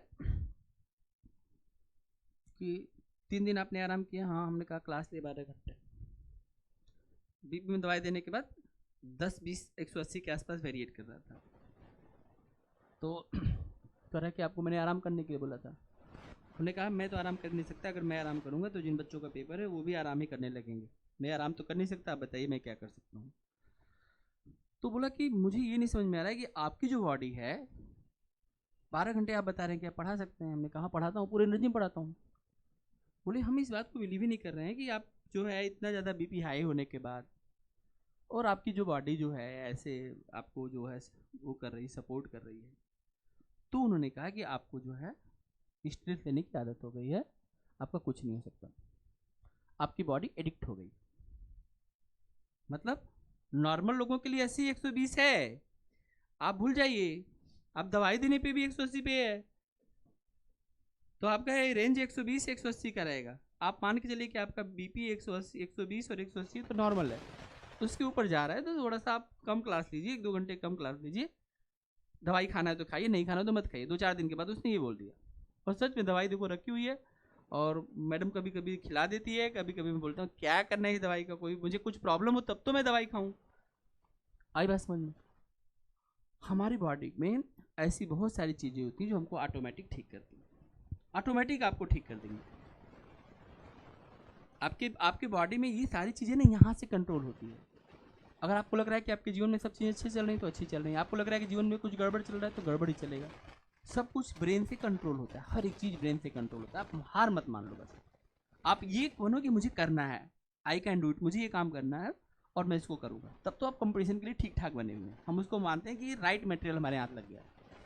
आपके अंदर बुद्धि ठीक है, आप पढ़ने में तेज हैं, लेकिन आपके डिसिप्लिन में नहीं आ रहे हैं, तो फिर आप अपना ही समय खराब कर लेंगे। तो आपको कोई चीज़ पढ़ते समय पूरा ठीक से पढ़ना है। पढ़िए या तो मत ही पढ़िए, लेकिन आप पढ़ाई में जब लग गए ना बेटा, तो अब पीछे मुड़ के नहीं देखना है। चाहे बीमार हो जाए, चाहे तबीयत खराब हो जाए, चाहे धरती पड़ जाए, ओला पड़ जाए, भूकंप आ जाए, बिल्डिंग गिर जाए, ठीक है, कुछ भी हो जाए, हम अपनी पढ़ाई को नहीं रोकेंगे। ये बात ध्यान रखो। फिर तुम अगले 6 महीने में 6 मंथ बहुत कम होता है, और इसमें तुम इस एग्जाम को क्रैक करके चले जाओगे। ये स्ट्रेटजी होती है। स्ट्रेटजी को आपने फॉल्ट किया तो वो 6 कब 12 बनेगा, कब 12 3 साल बन जाएगा, कब पंचवर्षीय योजना बन जाएगी, किसी को नहीं पता रहता। वो person to person number read करेगा, और आप के बीच का बंदा आपसे कमजोर बच्चा सिलेक्शन लेके चला जाएगा, आपको खुद ही नहीं पता चलेगा कि इसमें हुआ क्या, जादू कैसे हुआ। आपको जो पढ़ाया जा रहा है उसको पढ़िए, प्रीवियस ईयर क्वेश्चन उठाइए, उसको खूब अच्छे से बनाइए, पीवाईक्यू पे खूब मेहनत से काम करिए, पीछे मुड़ के मत देखिए। हर दिन क्वेश्चन के साथ जीना है। आप मुंह खोलें तो आपके मुंह से एक क्वेश्चन निकले कि सर ये क्वेश्चन बना रहे थे, कैसे बनेगा, ये हमने पढ़ा था, इसमें कैसे बनेगा। ये क्वेश्चन बस आपके मुंह में इधर आके इधर ही खुलना चाहिए, बस कि मुझे ये बताइए ये कैसे बनेगा, और हम लोग उस पर मिलकर काम करें और उसमें सोचें कि हम इसको कम समय में कैसे बना सकते हैं। तो लाइन ग्राफ ना एक ऐसी चीज़ है ना बेटा, कि लाइन ग्राफ हमें सेंसिटिव मैटर पर, जितने भी सेंसिटिव मैटर हैं, और मैं ये अपनी बात आपको बता रहा हूँ, इससे आप ले सकते हैं, प्रेरणा ले सकते हैं। आपको बता दूँ, अगर 150 से जो है ना 150 अगर किसी का बीपी होता है तो डॉक्टर छोड़ते नहीं उसको। आप सरकारी अस्पताल में चले जाइए, और आपका अगर 150 के नीचे बीपी नहीं आया ना, 150 के ऊपर, तो आपको एडमिट करके ही रखेंगे। मेरे जैसे आदमी को पूरे साल उनको एडमिट करके रखना पड़ेगा, फिर तो मैं तो बीमारी हूँ, फिर मैं कैसे काम कर पाऊँगा। समझो इस चीज़ को। इसलिए आपको कुछ भी हो रहा है ना, कोई बीमारी हो रहा है, आप बोलिए कि मैं ठीक हो जाऊँगा, तो आपके अंदर जो इंटरनल जो चीज़ होती है वो एकदम मजबूत रहती है। समझ में आई बात कैसे आपको काम करना है? फिर आपके अंदर आप देखिएगा, आप अपनी क्षमता को 2, 3, 4, 5 गुना बढ़ा सकते हैं। जो लोग काबिल बनते हैं ना बेटा, जो लोग बहुत टैलेंटेड होते हैं ना, वो बहुत ज़्यादा कुछ अपने अंदर बदलाव कर लेते हैं एकदम से। फिर दुनिया में वो रहेंगे लेकिन वो हैं अलग प्राणी। वो आप अपने अंदर सोचो ना कि मैं कैसे टेंशन रह जाए, पढ़ो तो फिर पढ़ो ना 10, 12, 15 घंटे, आधे घंटे बाद तुम्हारे सर में दर्द क्यों नहीं लगता है? सीख ही तो रहे हो ना, लर्निंग प्रोसेस में हो ना, लंबी लंबी देरी तक क्यों नहीं बैठ पाते तुम? हैबिट को डेवलप करो, ठीक से पढ़ने की हर चीज़ को, ये मैंने सीख लिया, ये मेरा डन हो गया, अब मैं दूसरी चीज़ सीखूंगा, ये चीज़ मैंने याद कर ली, ये चीज़ मेरे एग्जाम में पूछा गया है। प्लानिंग करना है, मेहनत करना है, अपने आप को पॉजिटिव रखना है। आप ही अपने आप को पॉजिटिव रख सकते हैं, दूसरा कोई नहीं रख सकता है। दूसरे सब लोग आपके हरासमेंट ही करेंगे, दुश्मन है सब आपके। देखिए इधर हम यहाँ पर बात कर रहे थे लाइन ग्राफ पर। अब इस डाटा को देखो, रेंडमली हम लोगों ने उठाया गूगल से। इसमें 3 चीज़ें हैं, 1 2 3। इन 3 चीज़ों में अगर मैं इस रेड वाले को देखूं, देखो ये यहाँ पर जब ये लोग डाउन है तो इसकी मुझे नहीं पता कि क्या है, सिर्फ मैं डाटा एनालिसिस कर रहा हूँ सिंपल। केवल हम इस चीज़ को नहीं देख रहे हैं आगे पीछे क्या लिखा है, हम ये समझ गए कि यहाँ पे कोई 3 चीज़ें जिनको हम यहाँ पे देख रहे हैं। और अगर और ठीक से देखना है तो मैं जरा नीचे वाला लाइन पढ़ सकता हूँ कि यहाँ पे 3 कंपनियाँ हैं। 3 कंपनी कौन सी? एक्स कंपनी, वाई कंपनी और जेड कंपनी। तो अगर मैं इस ओवरऑल इस कंपनी को देखूँ तो जो कंपनी जेड है, क्योंकि यहाँ पे देखो रेड मार्क लिखा हुआ है तो इससे पता चला कंपनी जेड है। कंपनी जेड यहाँ पर इसकी जो भी वैल्यू है और ये अमाउंट इन करोड़ में है। और मैं एक चीज़ और ऊपर पढ़ लेता हूँ, क्या है? Export from 3 companies over the year. Import और एक्सपोर्ट, ठीक। इम्पोर्ट का मतलब होता है मंगाना, हम कहते हैं इम्पोर्टेड कार है, यानी हमने मंगाया है, आयातित किया, आयात बोलते हैं। और एक्सपोर्ट का मतलब होता है निर्यात, यानी हम किसी चीज़ को भेजते हैं, बाहर भेजते हैं, बनाते हैं। तो यहाँ पर क्या है? एक्सपोर्ट फ्रॉम दीज कंपनी, 3 कंपनियाँ जिनके एक्सपोर्ट दिया गया है। नीचे इस क्वेश्चन के हिसाब से यहाँ पर ईयर दिया गया है, यानी हम इन अलग अलग वर्षों में देख सकते हैं। जैसे अगर मैं यहाँ पर देखूँ तो यह वैल्यू 1995 की है, जो कि 120 करोड़ के बारे में बता रही है।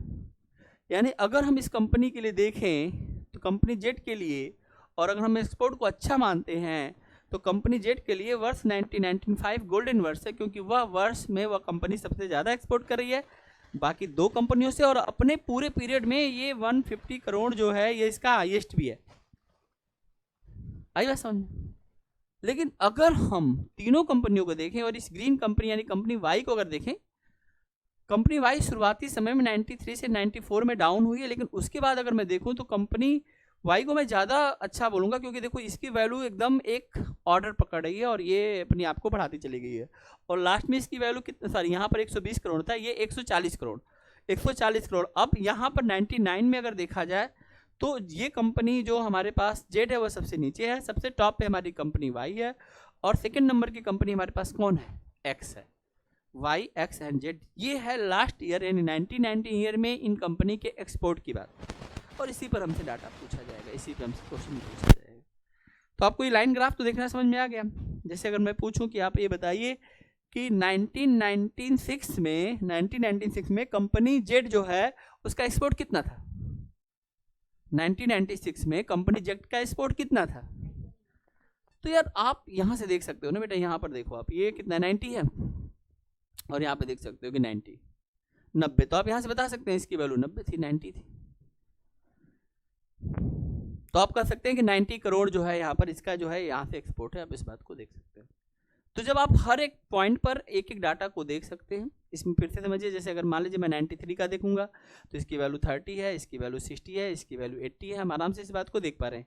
ऐसे 94 में देखना है तो यहाँ पर आप देखते हैं इसकी वैल्यू 40 है, इसकी वैल्यू 60 है, इसकी वैल्यू यहाँ पर 90। तो लाइन ग्राफ की उपयोगिता को हम समझते हैं। लाइन ग्राफ में हम एक से अधिक चीज़ों को एक साथ कंपेयर करके उसका एनालिसिस कर सकते हैं। अब हमें नहीं पता कि किसकी कंपनी एक्स है, किसकी वाई है, किसकी जेड है, लेकिन अगर मुझे पैसा लगाना है किसी कंपनी पर तो मैं 99 में अगर हूँ, ठीक है, मान लो इस ईयर में मैं पैसा लगाने जाऊँ, तो मैं स्वाभाविक सी बात है मैं किस कंपनी में पैसा लगाऊंगा?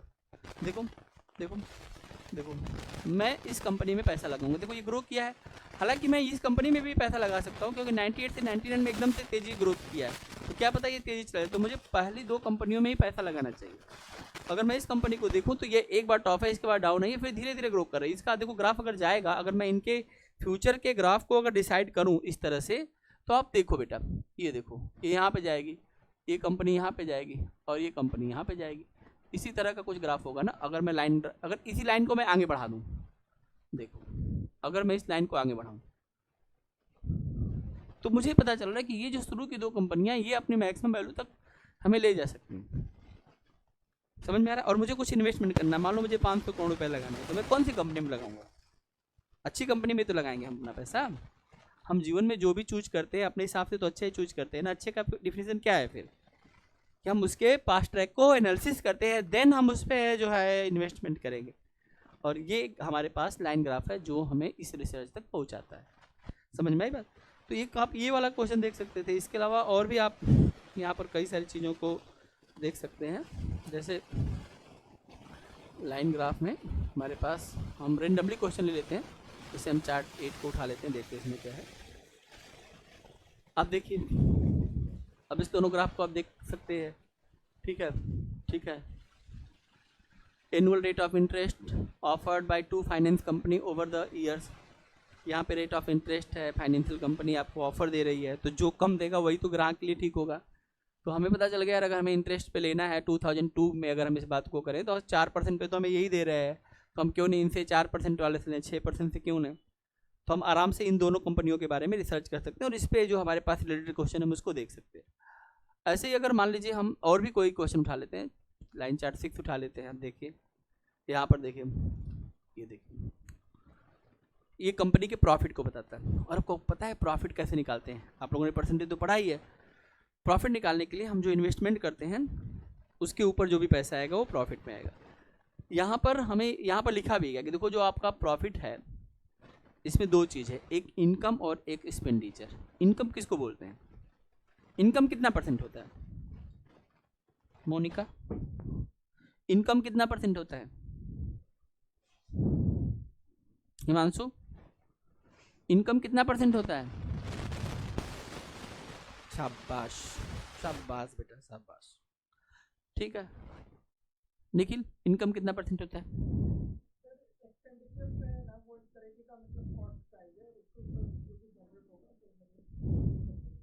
ठीक है,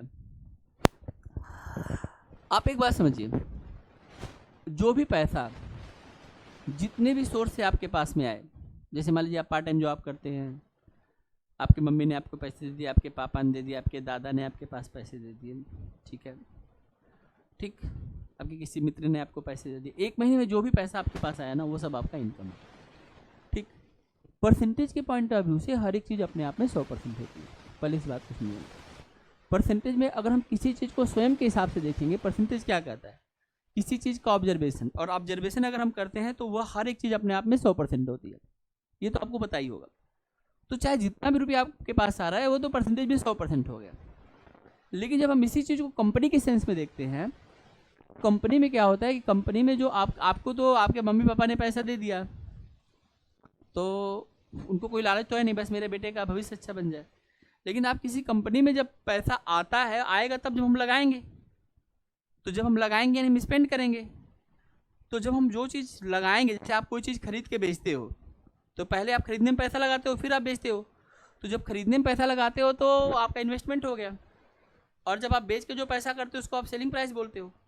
तो सेलिंग प्राइस अगर ज़्यादा रहेगा तभी तो आपको प्रॉफिट होगा। तो हम जो भी पैसा इन्वेस्ट करते हैं या स्पेंड करते हैं, और उस सेंस में हमारे पास जो पैसा रिटर्न आएगा वह इनकम आएगा। तो जो पैसा आप लगाएंगे वह 100% हो जाएगा, और जो आपके पास आएगा वह 100% से ज़्यादा भी आ सकता है और 100% से कम भी आ सकता है। लेकिन इस कंपनी के केस में यहाँ पर हमारे पास प्रॉफिट ही हो रहा है। क्या हो रहा है? केवल प्रॉफिट हो रहा है। और अगर प्रॉफिट होगा तो फिर, अगर हमारे पास प्रॉफिट होगा तो फिर तो उसकी वैल्यू 100% से ज़्यादा आएगी। तो यहाँ जब आप देख रहे हैं यहाँ पर 40% है ना बेटा, तो यहाँ पर इनकम 140% है। यहाँ पर इनकम कितना हो जाएगा? 155%। यहाँ पर इनकम कितना हो जाएगा? 145%। और एक्सपेंडिचर हमेशा 100%। वही बात यहाँ पर ऊपर देखो लिखा गया है कि परसेंटेज प्रॉफिट निकालने के लिए जो दोनों का डिफरेंस है और कंपेयर एक्सपेंडिचर से करेंगे, कंपेयर उसी से करते हैं जो टोटल होता है। तो टोटल पैसा हम उसको मानते हैं जो हम लगा रहे हैं, स्पेंड कर रहे हैं, खर्च कर रहे हैं, और मल्टीप्लाइड बाय 100 कर दे। तुम्हारे सामने ही फार्मूला है, और तुम यहाँ पे अलग अलग वर्ष में इसको देख सकते हो। तो हम यहाँ पर देख के बता सकते हैं कि यार सबसे ज़्यादा जो फ़ायदा मिला ना 1999 मिला, 70% का फ़ायदा है। आप सोचो आप 100 रुपया लगाओ और साल भर में 170 रुपया हो जाए, बहुत बड़ा अचीवमेंट है। बैंक 7% के आसपास इंटरेस्ट देगा, 100 का 107 बनाएगा और 170 हो गया, तो कितना फ़ायदा होगा। इसलिए लोग जो है बैंक पे ना पैसा लगा के बिजनेस में पैसा लगाते हैं। आई बात समझ में? और बिजनेस में पैसा कितना बढ़ सकता है इसकी कोई गारंटी नहीं है, ठीक है, और कितना आगे जा सकता है, डूब सकता है, इसकी भी गारंटी नहीं है। गाजी सावधानी हटी, हाँ दुर्घटना घटी। तो यहाँ पर आप देख सकते हैं, यहाँ पर हम इस तरह से लाइन ग्राफ में इस चीज़ को समझ सकते हैं, और फिर इस पर आधारित क्वेश्चन, सिंपल क्वेश्चन आप आसानी से बना सकते हैं। कोई भी आप लाइन ग्राफ उठा के देखो, अब तो अपने आप देखोगे नहीं, मैं ही दिखाता हूँ आपको। अब कहीं से भी लाइन ग्राफ के कोई भी क्वेश्चन उठा लो, ठीक है भाई, देखिए, ठीक है, देखिए ये वाला देखिए, देख लीजिए। इस ग्राफ को देख के तो समझ में आएगा ना, चीज़ें बढ़ रही घट रही हैं। बताओ, अगर हम डाटा लिख के देंगे तो आपको दिमाग लगाना पड़ेगा, सोचना पड़ेगा, लेकिन लाइन ग्राफ में देखने के बाद नहीं पता चल रहा है कि ये वैल्यू 405 पहुंच गई, जो 360 से क्या है मुझे नहीं पता, लेकिन वैल्यू इंक्रीज कर रही है कि डिक्रीज कर रही है ये हमें आसानी से कौन बता सकता है, कौन बता सकता है? Line graph. तो बताओ लाइन ग्राफ इंपॉर्टेंट है कि नहीं है? समझ में आया कि लाइन ग्राफ इंपॉर्टेंट क्यों है, और तुम्हें इसका डाटा पकड़ में आया कि नहीं आया? अब डाटा पकड़ में आएगा तो क्वेश्चन इसके 3 जगह से बनेंगे। कौन से 3 जगह से बनेंगे बताओ? परसेंटेज से, रेशियो से और एवरेज से। तो अगली क्लास में जब तुम मेरे सामने दिखोगे बेटा, तो लाइन ग्राफ पे क्वेश्चन करके आना 2-4, और 2-4 क्वेश्चन लेके आना जो तुमसे ना बने। ठीक है बेटा? तो आज इतना ही छोड़ देता हूँ, इतना पे तुम लोगों को। ठीक है, ये दोनों चीज़ें इंपॉर्टेंट थी, पाई चार्ट और लाइन ग्राफ। ये सबसे इंपॉर्टेंट सेक्शन है आपके DI का। तो आप लाइन ग्राफ पढ़ के तब मेरे को मिलिए फिर अगली क्लास में। ठीक है बेटा? तो आज के लिए इतना ही, मिलते हैं अगली क्लास में। बहुत बहुत धन्यवाद, थैंक यू सो मच।